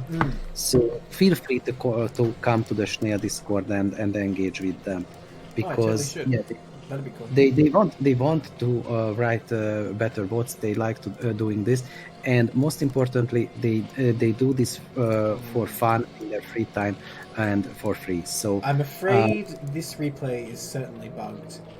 So you think? Yes, I'm sure it is, because I played this game. I remember how it went. Well, okay, let me watch for like a minute or two more. Actually, you know what? Maybe I'm wrong.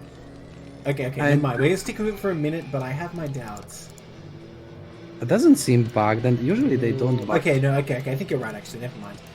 Sorry, I was just confused that Krona banked up so many minerals for getting that hatchery, but I suppose it did actually get that hatchery. Sorry, guys. Well, this is one advantage, casting a bot instead of casting a human player. I know its feelings won't be hurt by me saying that on stream. I did have a stream a long time ago where my co-caster was like, wow, is this replay bugged? Like, this guy's banking up so much money, but it turned out the guy was just not macroing very well, and it's really awkward. It's like, oh, did we say that? It's like, the replay must be bugged, no one is that bad. By the way, yeah, that's right? That's what you say. It's like, oh, wait. I was really, I mean, not amazing macro, obviously, but like really good at Krona to like catch that SCV instantly. By the way, I noticed Krona made 6 slings immediately. It saved its lava rock from making the pool, so that's why I made this bunker and I got this defensive posture. I was very impressed that Krona didn't just like automatically attack anyway, though. It's very good to preserve those slings here because you kind of made them worthwhile by making Terran make this bunker and pull the SCVs. Now I was desperate to send another scout. I had the impression that it was not a 2 hatchery build because I didn't like see a layer at a fast timing, but I lost 2 scouting SCVs already, so I really wanted to get over here and see what was going on. I suspected there would be a hidden third, but I wasn't sure. I mean, I guess I wouldn't call it a hidden third, but it's a fast third, right? Because Zerg typically would not put their third hatchery out here. Sorry, it's actually hidden. I think it's just a fast third, yeah. Yeah, not hidden for sure. But typically Zerg would put their hatchery in their base here. Sorry, just to finish the thought before. So both authors take criticism very well. Like, and that's my experience, that we just point out that that bot doesn't do this or this well. That's generally well received. Of course, don't delve into personal insults and don't trash talk, because that's just not good for anyone. Well, I should certainly hope that there's less ego involved in criticizing a bot's play than criticizing someone's actual play, right? Because it's one step removed, I should hope. Yeah, and it's like, it's software. Yes. Bugs will happen, unintended consequences will happen. I don't think any author has that big of an ego that he says that my bot had no bugs or that can do no wrong. Yes, of course. Now, the bot, I would say, is actually quite a good 3-hatch Mutalisk build here. Like, this is quite human-like so far, except that it's really skimping on defense. I suppose it does have some lings, but I will say, with the lack of information the bot had, it would be very vulnerable to a 2x Academy build here. Would be able to just come across the map with stim and medics, I believe, and kill the bot. So I would say playing greedy, but otherwise very human-like and very good-looking so far. And you're going for a bio build? Yes, I went for an eBay first bio build here. So the idea is you get a whole bunch of bio and try and kill the Zerg around the time they're taking their third, or in this case, since they already have a third, try and kill the third that's already there. So I'm going to move out once I have a bunch of stimmed medics. I have a bunch of medics and stim, I should say. Interesting, because Krona is a little bit behind on supply, but probably just banking money for Mutalisks. Yes, absolutely, which is a really good adaptation, right? And it happens, yes. Okay, that's so what you do in a 3-hatch meter build. Not behind now. No, for sure. I mean, that's what you're supposed to do. And that's what humans do as well. So, I assume that was like hard coded, but it's well done. And throwing down that. But let's say it was a conscious decision. Okay, so I scanned by the way, and I saw no sunkens, but I also saw that there's like 4 eggs at once, and you see that, you know it's Mutalisk, because that's the only scenario in which Zerg saves up lava. So I had a pretty good idea what was going on, putting down my turrets, and ready to move out when the time comes. So typically against humans, what you do is you move your bio out just a little bit to here, and it forces Zerg to deal with the bio, because if they refuse to engage the bio, you can just move across the map and attack the Zerg at their base. So the Zerg did dive immediately on these turrets. I'm surprised it's not doing like the group tweet micro that we see, but I suppose it's not necessary for that. It's trying to dance them back and forth, but it doesn't have quite enough to do with one turret. And what you do against humans is if Zerg is diving into your main, you just send what you have, because you know they're not going to have the mutas to defend at home. So Zerg has to either pull their mutas back and use them to defend their base, or, hold that thought, Ling's counter-attacking here, and my medics are a bit far back, so I lose quite a few marines here. But for the strength of medics, nonetheless, I do win the fight. You have 3 marines left. That's not that much. Oh, well, you'll see. They're pretty good against drones. That's the thing, because Zerg has no Sunkens yet. Like, they just don't have anything. And they lost all their mutalisks trying to fight my one turret. So like I was saying, Zerg has to make the choice that they're either going to pull the mutalisks back and defend, or they're going to take damage if they want to harass their base. So, oh wait, no. Sorry, he has more mutalisks, but... Yes, mutalisks are more, but this is the thing, no Sunkens yet. And like I was saying earlier on, if it was a true Academy build, I would just be here so much earlier as well, with like 12 rings before mutalisks are even ready. So I feel like the bot played very greedy, especially with having this third base. I was aware of this third base at this time, but I thought it doesn't really matter which location I hit, and this one is slightly closer, so I might as well get an easy target. And yeah, unfortunately, single mutalisks, no matter how well you market them, cannot take on marines. Yeah, I absolutely agree with you. Kronos was just too greedy. Yes, but I thought this was a really nice game. I think I will fast forward from this point, by the way, because I'm not sure what is. Let's do that. Yes, but I do have more to say about this game. I think it was very human-like play up until that point. What does the author say? Oh, it's talking about the Overlord earlier. Well, that doesn't matter much. So, yeah, like I said, a human player feels intimidated by the bio here, and they have to engage it. They have to like take a step seriously, and also. I think a human player probably could have made the judgment that they weren't going to win against that turret and retreat before losing 7 out of 8 mutalisks, which is definitely a big loss. If the bot just pulled back its mutalisk, it could have easily dealt with my 3 remaining marines, and that would be a reasonable position for the bot, because it already had its third base up, and it would have killed quite a lot of my bio. So, yeah, definitely some mistakes coming in here. But on the whole, I quite liked its opening and such. It was a good attempt still. Yes, for sure. I should say. For sure. Yet again, sorry, prolonged ending, of course, because the bot doesn't. If you don't look at the APM, you could mistake for a human. Absolutely, that is super high APM right now. Yeah, so anyone saying that APM wins games, just show them this match. Yeah, that's right. Tell them it was a human player who just really likes spamming.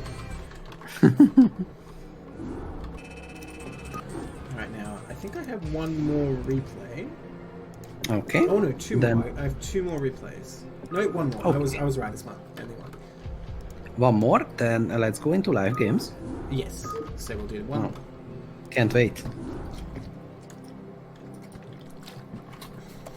So earlier, you guys on the stream might have noticed an Overlord went into my base and almost died. The author is saying that it wanted to see my command center and then retreat because it wasn't 100% sure that there was actually a base there, even despite my natural. Of course, you could be playing a super sneaky enemy bot that could have just built its natural somewhere else. But at the same time, it's probably reasonable to say that if there's a CC at the natural, there's a CC in the main. Alright, let's jump into the last one.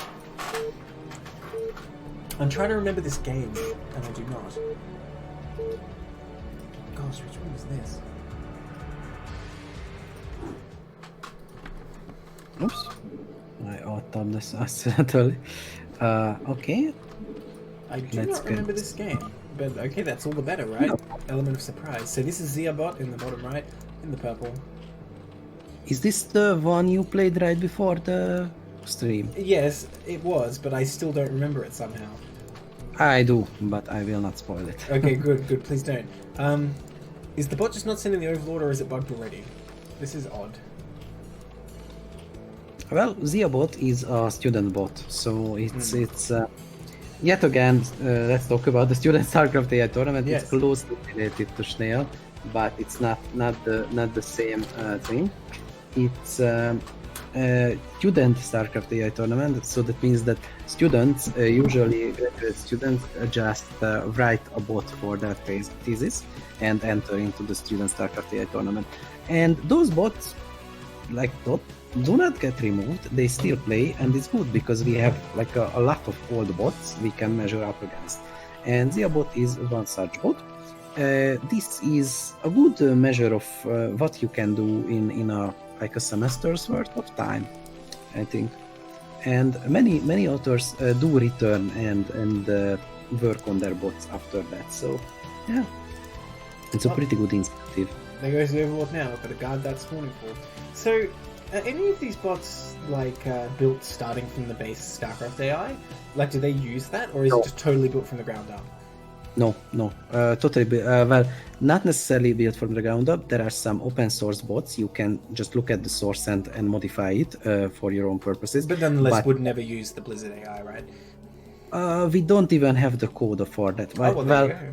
Maybe we do, but maybe we can figure it out. But it's not that good, and it's just not worth the effort. So The AI is not that good. I only ask because I think this sort of looks like what a Blizzard AI would do. They tend to just send their overlords between buildings they have all the time. Like they're constantly just like bouncing between every building that the Zerg has. But yeah, I suppose they're just. I think the author of this bot probably thought, well, it's better to keep them safe than try and be too fancy if you don't have time to program in like scouting and everything like that. So it is just keeping them home. By the way, the bot going for a 9 pool. The bot going for a 9 pool here. Yeah, seemingly so, yes. So this is pretty good practice as well, because one thing you do have to watch out for in TBC if you're just learning Terran is, Zerg can make an early pool and just send lings to crush you. So I'm pleased that the bot attempted this.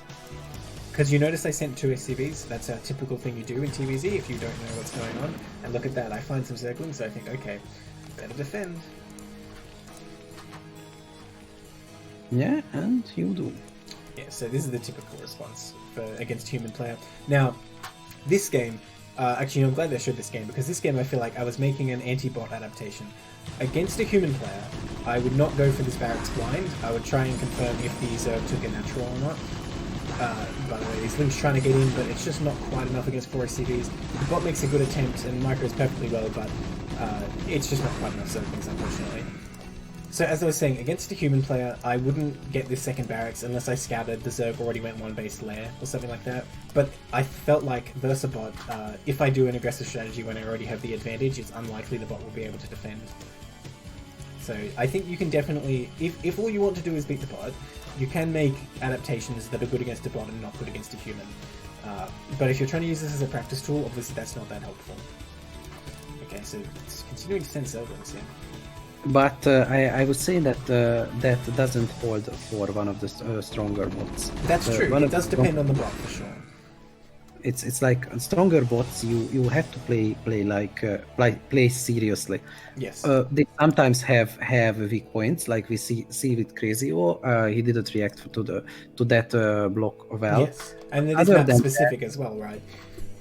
Yeah, but other than that, they don't really have. Oh, you're a bot, and I got you. So yes, of course. That as you go up the ladder, that's less and less, and mostly quickly fixed. Yeah, so when I played Zeobot, it was pretty high on the Schnell ladder, but like you said, it is changing all the time, so it could have been only a transient state. I mean, I think it's a fine opening so far, and it is taking into a layer here, so I don't dislike Zeobot's openings. Oh yeah, and I would like to say to everyone that please play ranked on the Schnell ladder. Please go and play ranked matches, because that's how we evaluate. I'm going to link it again, by the way, in chat. Anyone who only has joined recently. Because that's the only way we can get data. You play and you either win or lose, but we get a good picture. And I'm thinking of some of championship or some kind of incentive for getting a high elo on Schnell. But since we don't, we are not at the finalized phase for that. Let's wait for that.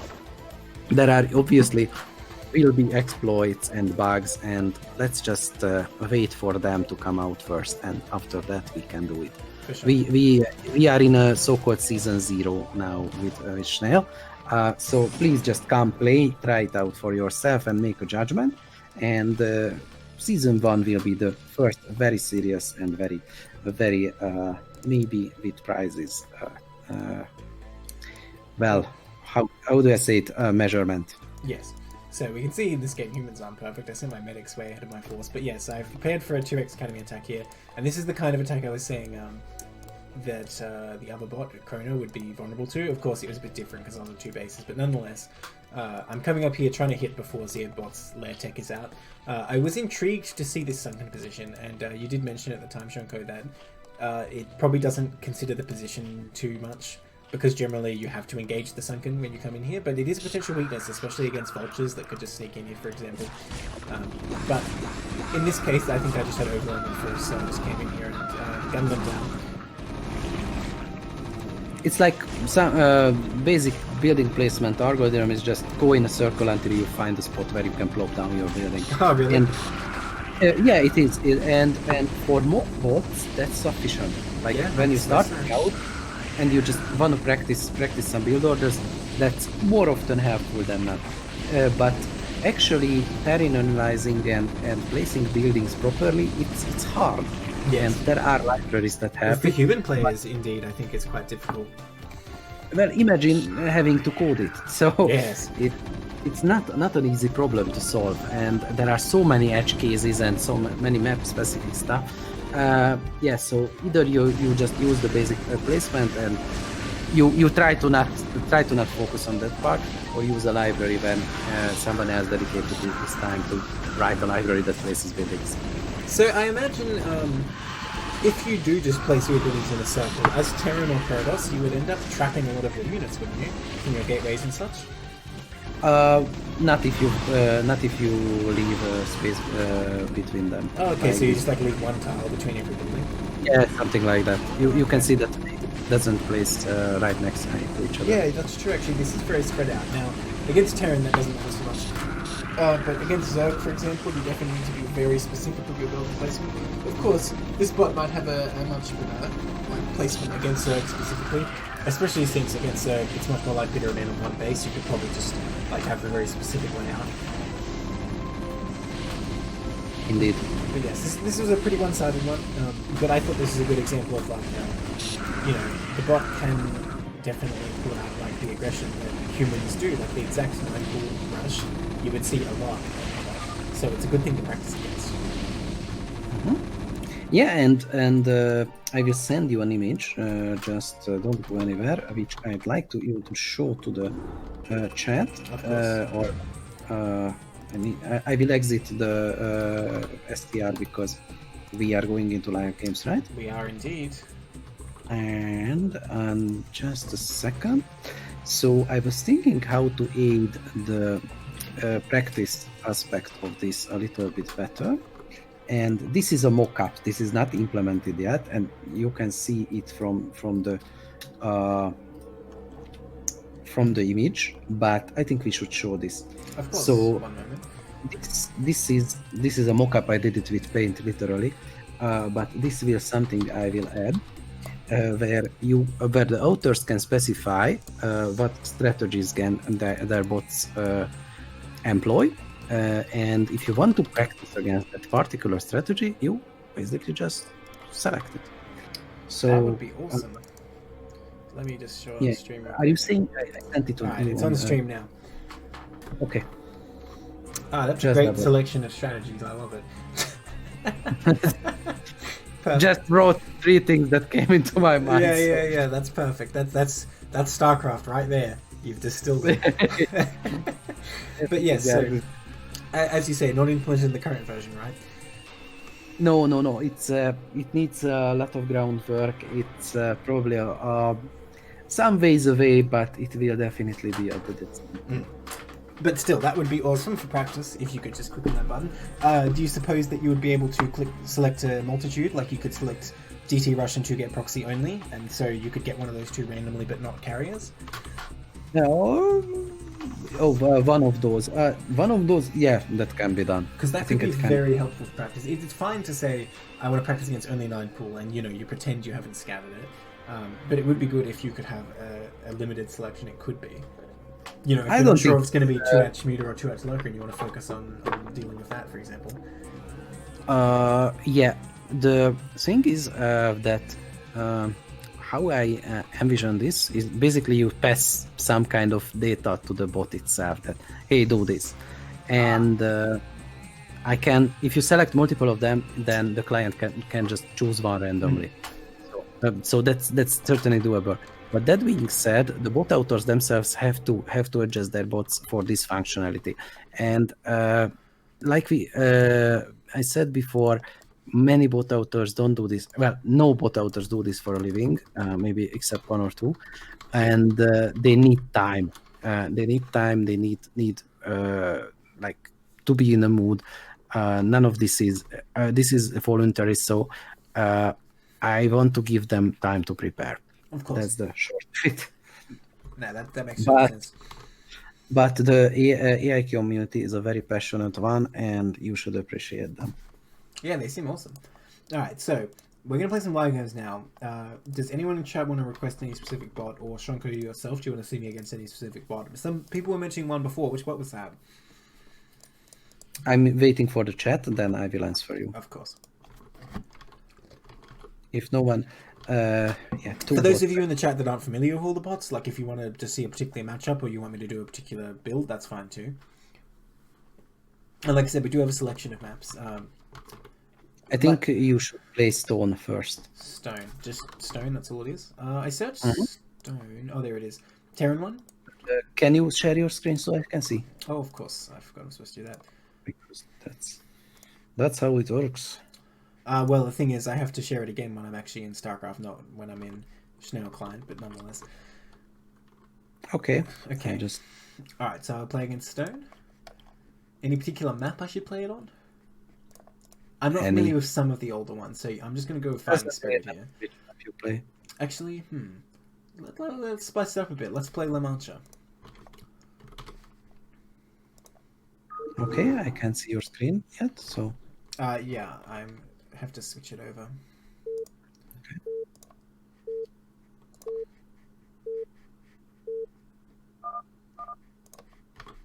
Oh, well, I have to start making my workers 1 second. Alright, we're in, by the way.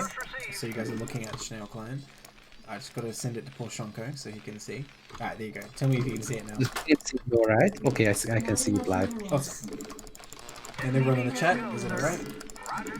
Not enough minerals. On the stream, it seems right to me. Good. Beautiful. Okay, so we're in a game versus Stone. We should GLHF. I don't know if it did the same for me. I might have missed it. It will happen a bit quickly. So this is a TVT on the Mancha. Well, I'm just going to go for my regular opening where I go FAC FE and then into Vulture Speed and we'll see how it pans out. I hope I don't get BBS'd again because I'll probably die again, to be honest. I'm afraid I spoiled it. That's so early. What is this? Surely it must be cheesing with that early scout. Either that or it's really worried I'm going to cheese and it's trying to be defensive. That's such an early scout. That must have been one of its first SCVs, right? Or maybe like, SCV 5 or 6 or something. That's crazy. Well, I think I'm going to double scout here just so I can figure out what's going on, because this is kind of intimidating having an SCV in the base so fast. All the authors know. It must be Russian, right? Why would it have 2 SCVs here? That's super weird. I'm just gonna build my bunker. I mean my barracks. Is that a marine I saw? Or is that another SCV? So if it's doing like a normal build, I'm gonna. Oh, I see. Okay. If it's doing like a normal build, I'm gonna be a bit like disappointed because it's like baited me into cutting SCVs just to make this barracks. Is it just sending SCVs as it makes them? What is this?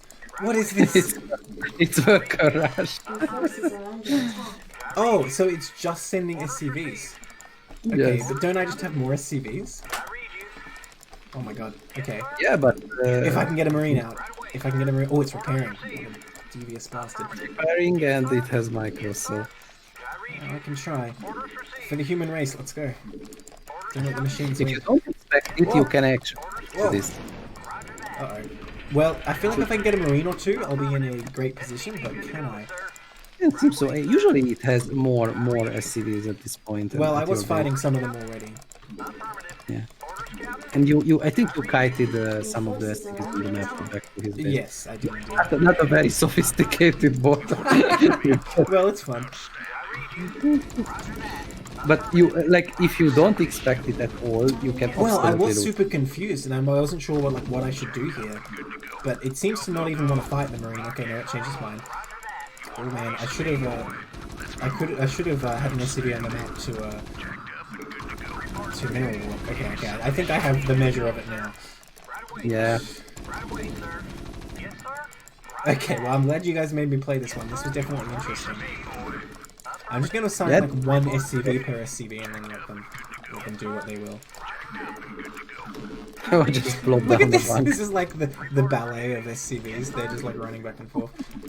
Yeah, it's quite hard to catch them, but eventually you just move. Yeah, I mean, I think 3 Marines is actually enough to win the game. I'm just gonna send them. Oh look, I got one. Did you see that? I killed one. I must be a god. Wait, what happened to my other one? Did it kill one of mine? Oh no, they're down here. Look at them go. Get him! Come on. Additional supply depots required. There's actually one other worker rush bot, but I don't think it is on Schnee. Additional subsystems. So, does this succeed against other bots ever, or? Sometimes, but it doesn't have a big win rate. I wouldn't expect that. Well, look at this. It's doing like the backstab. I'm trying to attack its base, and it's just sending the counter attack. You know, I am kind of surprised that it's not more aggressive fighting my Marines. I would have thought it would try and like chase down my Marines extremely aggressively. Oh, well there you go. Has 44% win rate, Ah, which is surprisingly high. I lost a Marine, so there you go. But yeah, I'm just gonna kill this. Thanks. Yeah, I mean it's not a high ranking word by any means, but more successful than I would imagine. This is interesting, that's for sure. Does it know when it's beaten, or do I have to kill its buildings? No, but I think we believe that it's vision. So if Okay. you want to get I want to shall- quit, I shall. I shall leave. the sword or ruler of Schnee. Okay, so that's We- one we option. could Okay, I think the next bot, and that's actually a serious one, you should play, is either Locutus or Banana Brain. I did let's play play Locutus earlier. I'm trying to remember what Yeah. happened. Oh, that was the one I tried to Pupil. So let me play Banana Brain first, and maybe I'll go back to Locutus later when I've given it time to calm down for me pulling it. Okay. Let's play on Overwatch, just because I think it's pretty good for Terran. Give me a chance. All right. You know, Locutus was the bot that played 3-2 against Cadenzi. Wow, really? I mean, I'm really Cadenzi- intimidated. It went Cadenzi's way, so that's, don't get me wrong. Locutus lost to her, but it was close. It was close, and one game Locutus just derped out. So, yeah. Oh, wow, that's pretty impressive. Can you share your screen, please? Oh, I see. It should be good. Not enough Oh, look at that! It beat me minerals. to the punch. So what chance do I have if it can beat Cadenzi, though? Oh my gosh. Not enough minerals. Oh. Not enough minerals. Although But this like, is Banana Brain. This is not Locutus. This is Banana Brain, just for clarification. it was interesting because one of the matches, Cadenzi just threw it, I think. Oh, She became too confident, and Locutus actually rebuilt, moved out, and killed her. Wow. And the other match, Locutus just backed down. So Wow. Okay. it's 1-1. So it was close. It was. Yeah, that's it's a very bit- impressive, honestly. So what about And- Banana Brain? What can you tell me about Banana Brain, if not Locutus? Well, high-ranking protobot. It has a lot of strategies. I think that's something learning. How do I characterize it? It's steadily improving. That is my impression. Like the things it does well, and has much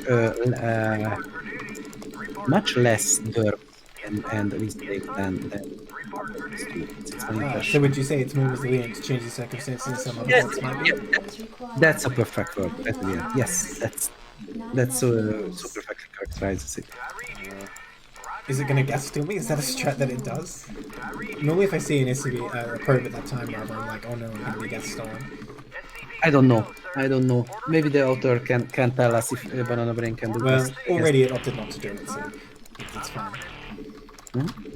If it was going to do it, it would have done it already. That's all I'm saying. So, Not enough minerals. it's Oh yeah, fine. Not enough I did an minerals. interview with Cadenzi also with about the show matches. I will post the link in the chat if you don't mind. Yeah, that's fine. Go ahead.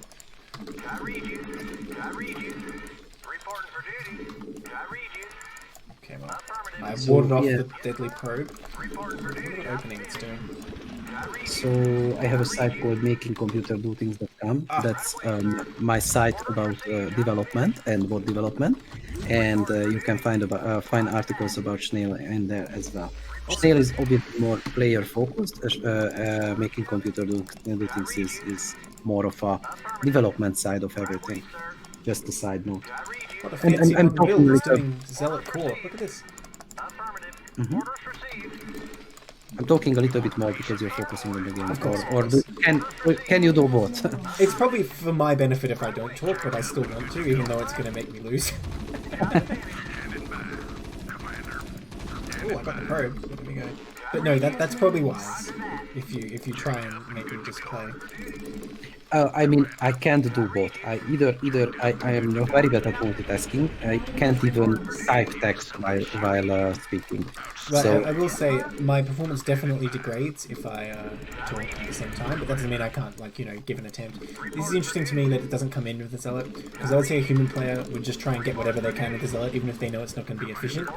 They would probably just try and use it, because, once I have a Vulture out or whatever, it's just not very good. oh yeah, there is a window. There's definitely a window when and Zealot. You just try and kill whatever you can, right? If it only gets like one marine, whatever. Wow, it's still making Zealots. I guess I'm going to make a Vulture first here. Oh, here we go. Okay, I was just waiting for enough. Interesting. Two of them. And I see you SimCity the valley. Yes. I mean, human players love doing this, so, you gotta be prepared. I think some bots do this SimCity. I remember I think Crazy was the one who The bots need SimCity, though, because can't they just micro their marines way better? Okay, so it's 2 gates, 1 base right now? Yeah, but consider that your opponent is a bot too. Forces So, are under attack.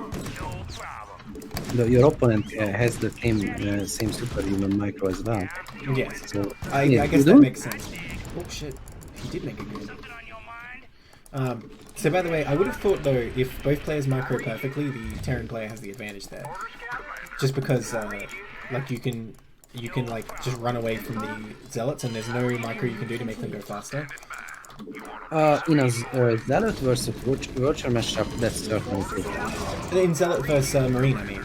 The Marines should, like, if you have a SimCity, the Marines should be able to just win that, I would have thought. Oh yeah.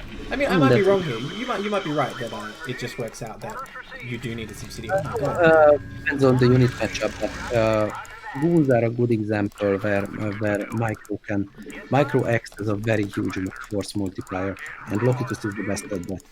Okay, interesting.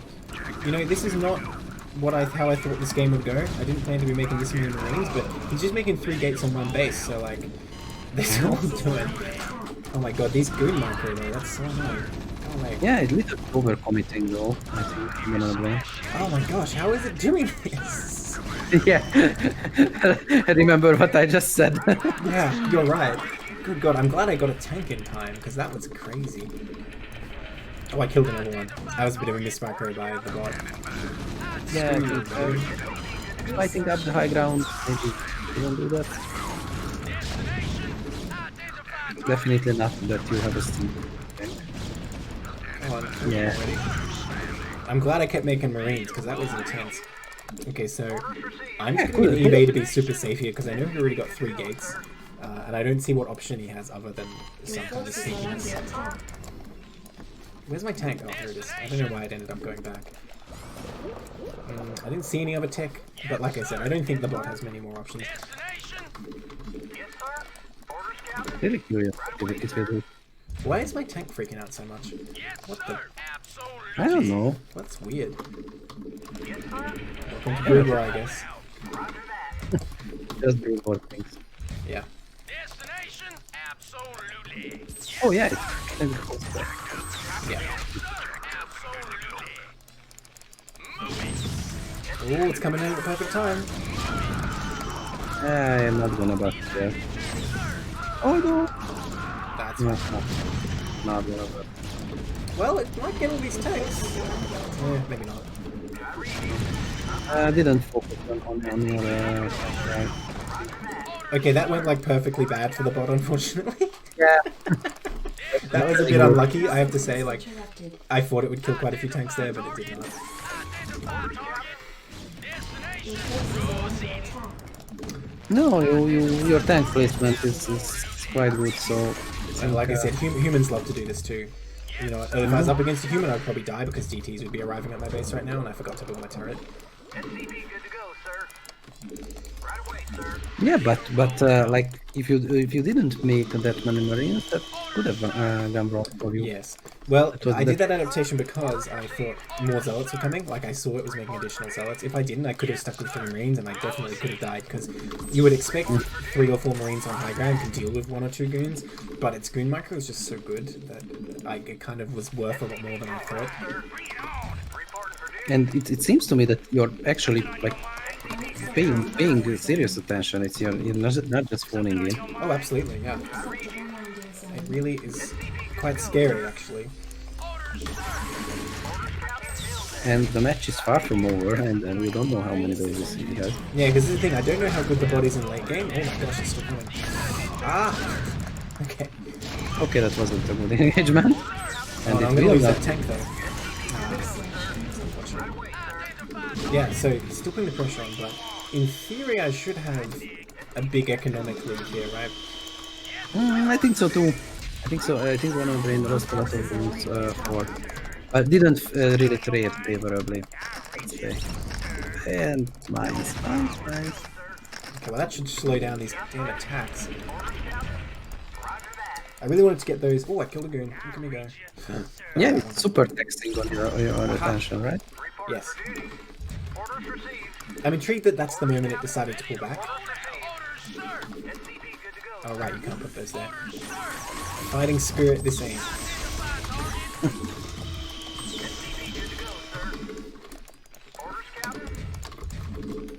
Wait, where was that goon going? What's going on here? Ah, so Are he's you trying trying to for me? Yeah.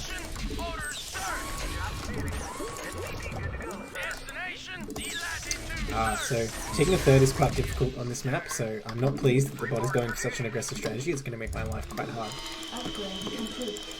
Nice tank spread. Yeah. I got to be careful because it could come in at any time.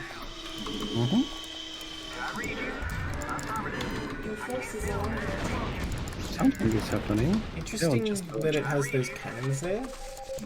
I suppose it might be more difficult for the bot to position goons and put a proper SimCity at the natural, so that's like a compromise. Oh gosh, that's shuttle. Oh gosh. I don't know. I did not expect a shuttle. Okay, I'm glad it didn't commit the shuttle. A lot of goons dying now though. What is in the shuttle? River? I assume zealots. Let's find out. No, and I would guess river. Ah, are you kidding me? You know what? I'm going to be able to push here, I think. Because what is losing so many units? Yeah. Or maybe zealots, yeah. Oh, Well- it was zealot. You were right. It was zealot. But it's losing so many goons. So Yeah, the bridges and siege tanks. yes, I think its strategy That- overall was pretty good. But the fact it's lost so many units at this point is kind of opening the door for me to actually just counter and win. I'm just going to build up a number of vultures, and then I'm going to attack, and I think I will be able to. But it's like a weaker player could have crouched. For sure. Like, this was quite intimidating, don't get me wrong. And it did require, like, me to scout and respond, right? Okay, I have a question after the match.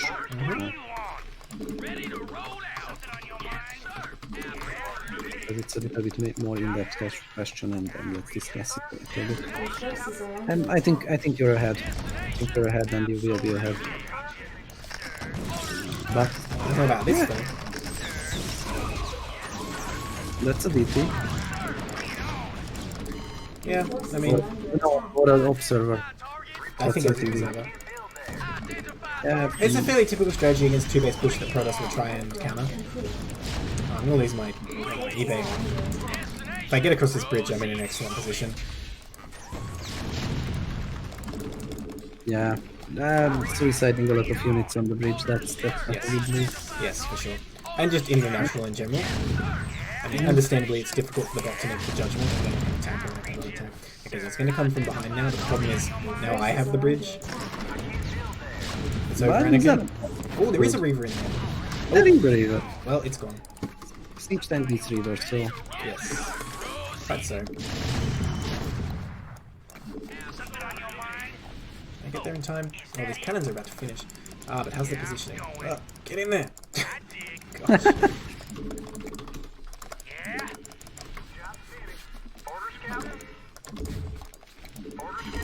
forces are under attack. Okay, so it looks like there is a sweet spot there, I think. Yes, unfortunate for the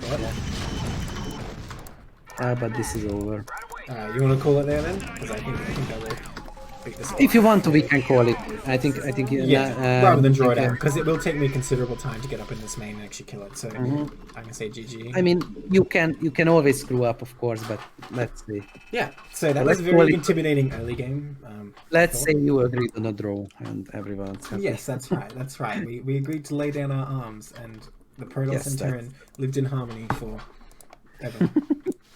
So yeah, my question is, like I said, I'm not practicing in CPL. You have these ranks in CPL. Yes. Roughly, how do they work?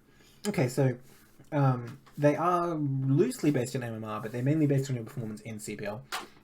So we have tiers like 0, 1, 2, 3, 0 being the best, 3 being the worst.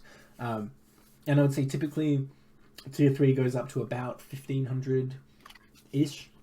And like the highest tier 0 players are probably like somewhere between 1800 and 1900.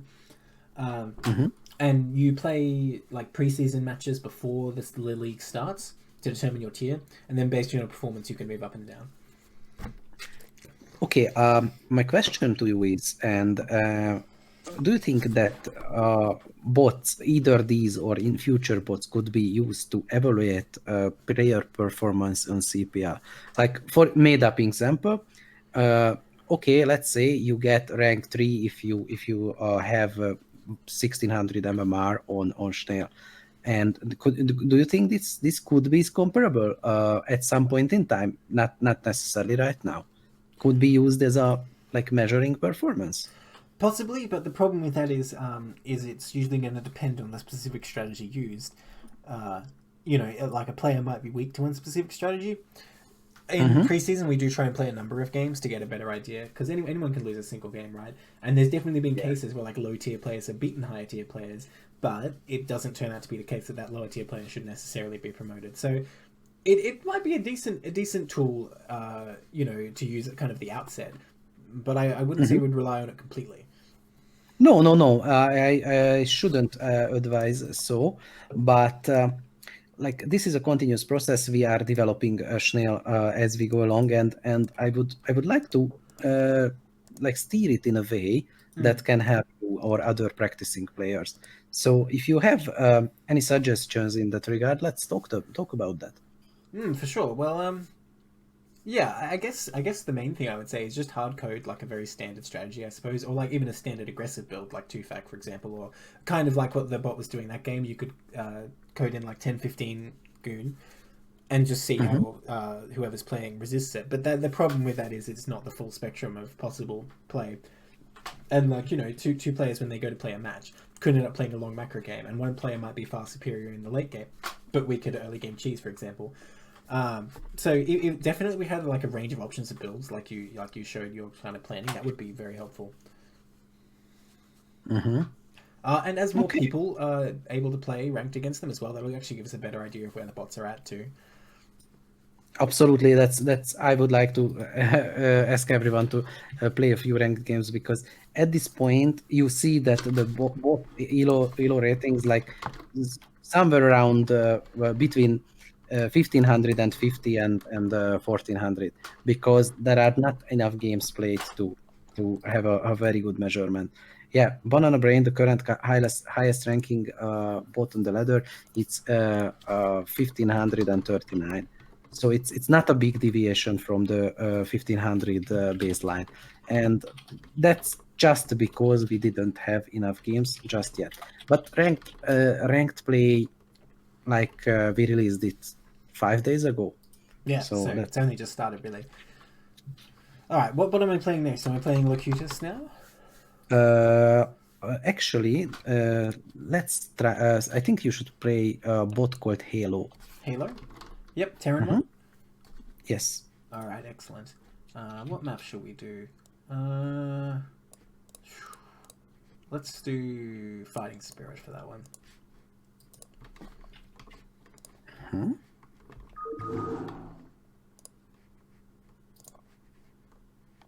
Okay. All right, here we go.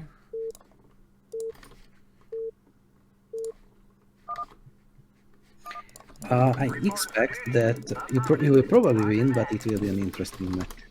Well, is it going to BBS me? That's my first question. That's what I fear. I The didn't really.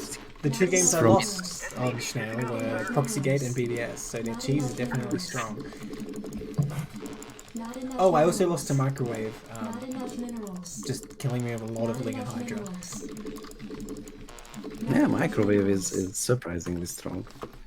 Like, When I was playing it, I thought, geez, this spot's pretty dumb, it's just making Hydra lists, and then I died. then you thought, oh, I'm pretty dumb, I'm losing to Hydralists. Yeah, exactly. I mean, in retrospect, like if I was taking it more seriously, it probably would have gone different because it was staying on 2 base, and for Terran vs Zerg, the logic should probably be that you just chill when it's 2 base, it's 2 base. Report for duty. Orders, Captain? Yes, sir. Right away, sir. Yeah, don't be greedy.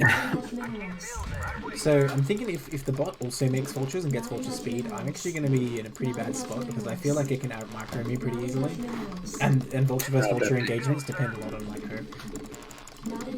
Definitely, and it's even if you have the same micro, he can do it in two ends of the map Exactly simultaneously. right. And even if it's only happening in one place at once, it's just going to be able to respond quicker and do it all the time, or it's going to tax my macro a lot.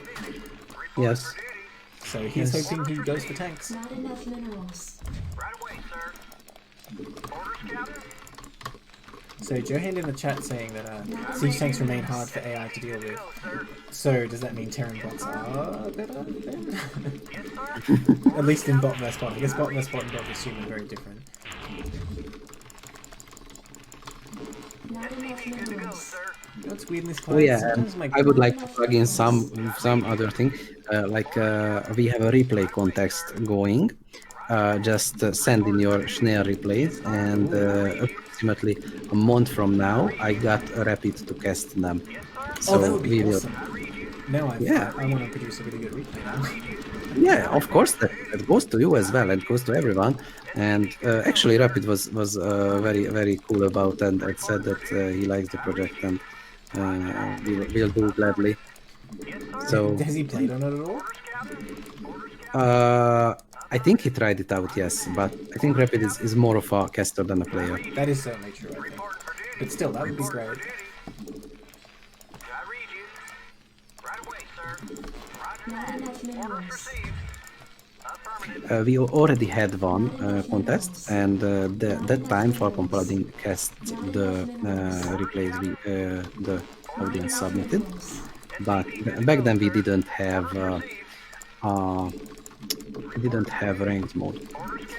Okay, I'm getting a little bit tired, and it's like after midnight here. Oh yes. So It's easy for me After because the- it's like 8 AM for me, so my day is just... yeah, it's like the worst combination. Yeah, that's right.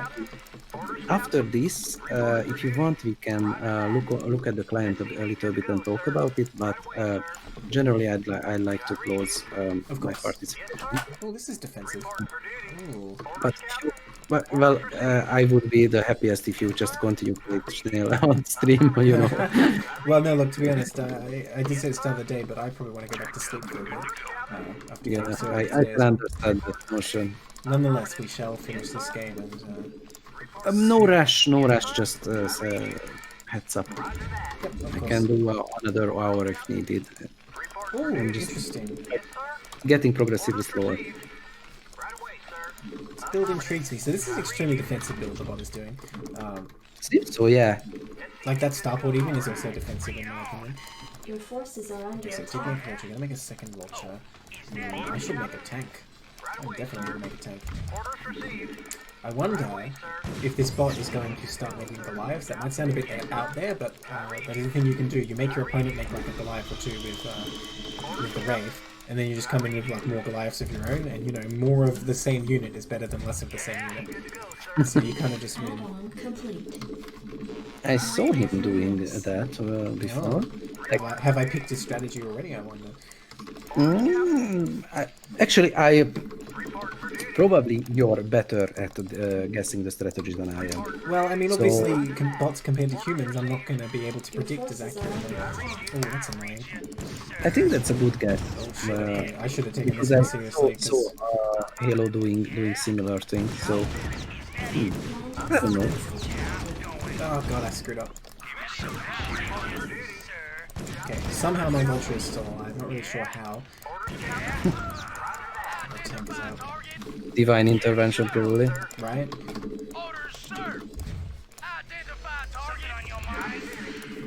Not enough minerals. Not enough minerals. Okay. Right away, sir. Orders, Captain. I'm still intrigued as to what the bot is actually doing. I'm not quite sure. If I can sneak a scout out, that would be huge. Losing vultures. Forces are under At this Damn it. point. I just want a scout. That's all I want in the world. I don't care if he's harassing my base. He just doesn't want you to scout. Yeah, what is it doing? Is it going to come in with cloak or something? Yeah, possibly. I mean, that would be kind of weird off one port. Although it could be two port, I suppose. I don't really have any indication that it's not two port right now. Repairing. Okay. Your forces are under attack. Yeah, go away.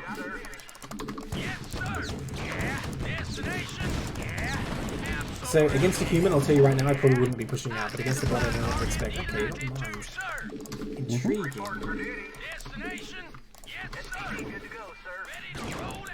Cattle are great as well. Oh no, its Wraith micro is too good. I'm never gonna hit it. Start Goliath range. Your forces are under attack. Not enough minerals. Wait, what am I getting shot at? What are they shooting? Oh, my SCVs. Oh. I was thinking, what is it shooting at? Oh, I hit it. Did you see that? I actually hit the bastards. Your forces are under So attack. annoying, right? Right? Ah.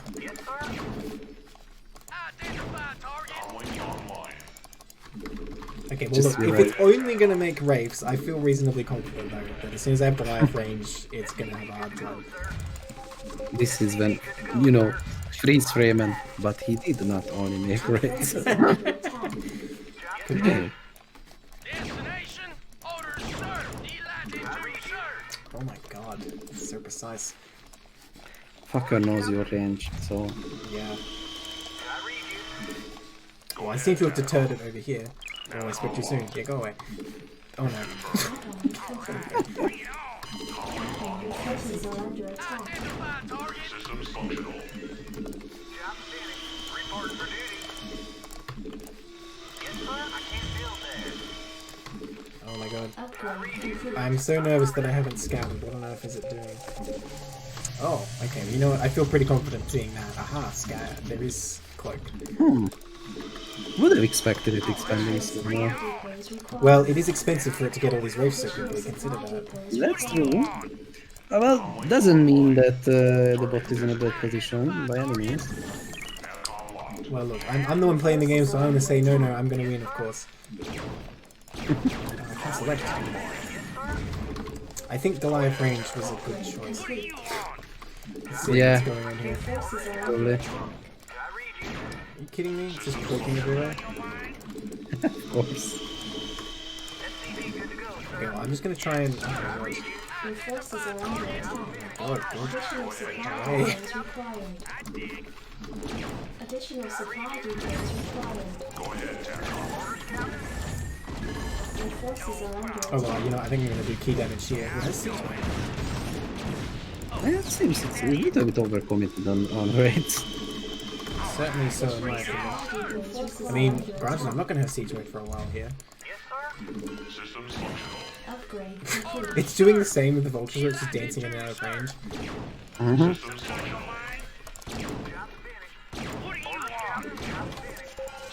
Do you? I have you have energy for time. Oh, got him. Systems functional. Like you used up a lot of energy, but I didn't really count your scans. I have two concepts. I think I only have one scan right now. So yeah, if it's really aggressive about trying to drain my energy, it could potentially. I don't drain think it's more. baiting out your scans. It could do that though. So it just cloaks in my cans. It doesn't think about it too much. Yeah. Cloaks and just goes away if something is bad. But I don't know if bots have cloak baiting implemented. I really don't. Proceeding. Proceeding. Something on your mind? SCV good to go, sir. I think it's just like consequence of the rating. Oh, this is less than ideal. Like I said, the strategy is doing is quite strong, but it just doesn't have quite enough units. Really. Yeah, and the tanks were not protected.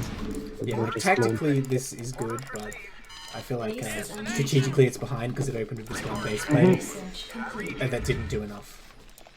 Yeah, you can out macro him at this point. Yes. Although this is so annoying, and there's nothing I can do about it. Your forces are under attack. Yeah, but it's not enough to destroy you.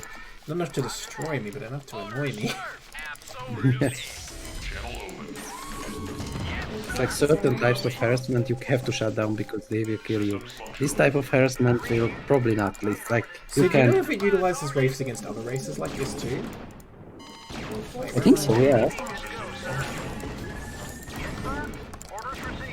Oh my god.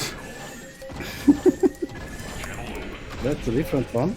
But you got it. Are under attack. Oh no, there's more over here on other scans. Oh, that's a late siege. That's a very late siege. Insufficient Yes. resources. I think it was trying And to do that now when it it really killed should people. not have. Your forces are under Because he's so used with the rate, so Yes. Where am I getting shot? So if I can surprise it. Nope, I guess you can't surprise it. upgrade complete. no. Okay, look, I think I can build SCVs faster than he can kill them. Yeah, that was my point. That rate harassment you can just outproduce. So That is true. it's It's alright, we have the trump card now, we have turrets. So we have one. basically Your forces are under attack. Now like in river shuttle you can't outproduce, but you can make more SCVs than they can kill. So Yes, you're certainly right about that with wraiths. your forces are under attack. rates are a weird unit. Like they're also made of paper. Yes. I'm just gonna build turrets everywhere. Because it seems to be the only thing the bot has going for it is cloak. Wait, what? I wonder if, Hey if there! What is this? Out of there. suddenly vultures. Your forces are under attack. Oh, so much for building turrets everywhere. I can't do that if he's gonna just deny. Oh, it is. I thought it was thinking Vultures it are was good against SCVs. Still the rates. Yeah. So annoying. Did you see him mind up the bases? Yes, I did see that. That was super annoying. This bot definitely seems more adapted to versus human play, I will say, than others I have played. Mm-hmm. Oh really? You're gonna scan me, are you? I'll scan you. Your forces are under Why attack. is it Right, engaging? Okay, I'm surprised the bot actually attacked there. I would have expected Yeah, to he pull back. didn't retreat with the raid. That was weird. Yeah, because you can't say like, oh, he doesn't have the multitask, because that's obviously not the case. This bot is very good training your multitask, though. Yes, it's right. Research complete. Definitely taxing me. Oh, I I don't think even start with it. if you want to get a higher effective APM, this is the bot for you. Yeah, probably. Under attack. Maybe not for the reasons you would suspect, but Ooh, they're not siege. no, that's something that bots struggle with, like sieging and proper Crazy sieging. seems very good at that, from what I saw. Sometimes Crazy helps out that as well, like sieging continuously. But yeah, generally Crazy is very good at with tanks.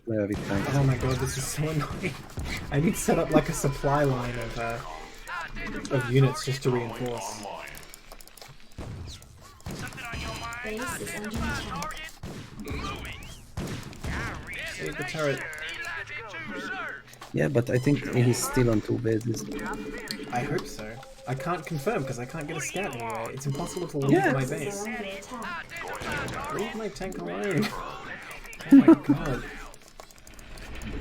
So normally I never get armor in a TBT, but since he seems so obsessed with Wraiths, I'm doing it.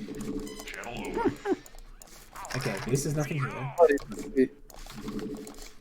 Release. You're getting a fort or a mine in the bottom right? Say again? Oh. Are you getting up a fort in the bottom right? Or No, or that's is- just a mine. I should get a 4 for the 12 though, but how do I get there? Your forces are under attack.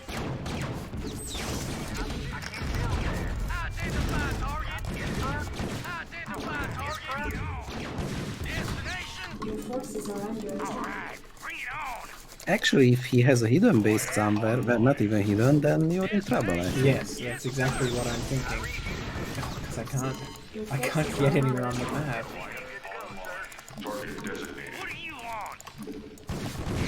Okay, well. Okay, this is getting interesting. But I don't think he has. He's just getting ready because there's a turret here, which makes me suspicious. Okay, I suppose not. There is still one base unexplored, right? Yes.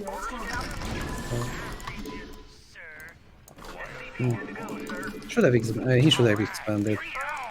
That's Well, it did try and expand to the 3, so it probably tried to expand and then gave up. I don't know. it's a 2 base. Okay, Yeah, so I can't feel too bad about this that's thing. a relief. Your forces are under attack. Interesting. Actually, I will talk with the author tomorrow Okay. on my podcast. So Oh, take Maybe one. not. How did this get here? How did these units get here? Your I forces don't are under understand. attack. Oh, he sniped my facility. God. So annoying. that's fun. This one definitely gets the crown of the most annoying Your bot, forces if are not under necessarily the most effective. How good is this bot versus other bots? Pretty high, like top 10. Damn, okay. Makes sense. attack. Your forces are under attack. 5th place currently.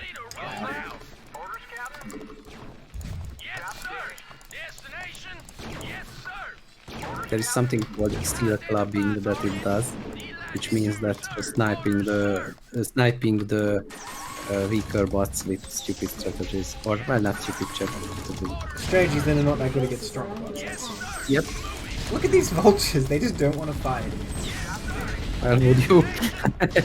I don't blame them.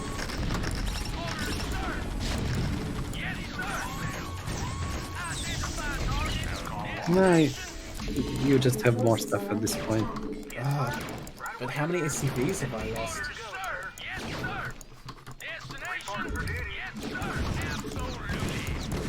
See, against a human player, you try and build as few turrets as possible to defend the race because you don't want to waste all your money on turrets. But against this player, I'm like, okay, I need more turrets. Yeah, it's like, you can't really skip them because it's just doesn't worth your attention. Just plot down the turret and Yeah, you exactly. can do everything useful. Yeah, because a human player is not going to have the APM to like be that precise with the wraiths. And you know, if they are, you're probably just going to win because of macro if they spend all their APM doing that. Yeah, but yet again, it seems that APM will not win the game. Absolutely. Because certainly had more APM than you, but you're clearly winning at this point. It's just a matter of time now. Well, like I said earlier, it is actually strategic mostly. Like how it opened didn't really help. Although look at this, I'm not going to kill it. Oh no, I guess I'm going to die. Okay, well, at this point, should we call it? Because I don't expect it's going to be able We to... can. break You out have the the map. You have the map. I don't. Can it's natural? Just I'm curious if he has any minerals. No, Yeah, actually, quite a few yes. there, because he took the natural extremely late. This one is out, though. Your forces So it's a are under one bit versus how many you have? Three at least. Three mining, yeah. You're right, I'm trying to take this one, but everywhere I go, there's just wraiths waiting for me. If not vultures. Oh my god. Yeah, but I don't think this can turn around. We'll call it now. You can, yeah, let's call it. You can just siege up and like wait it out. Alright, well, that's going to do it for the live games today. That was an interesting final one. Yeah, So that's this has fun. been StarCraft Human and AI League client we've been using, Play Against Bots. I'll post it one more time in the chat. It was a very interesting stream. Thanks for joining me, Shanko.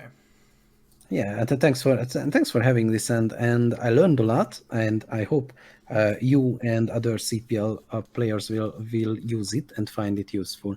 And I should say that I'm very welcoming of any feedback. So just come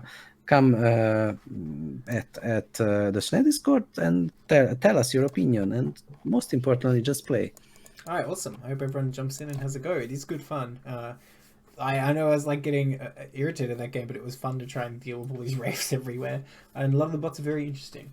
All right, well that's going to do it for our stream today. Bye everyone.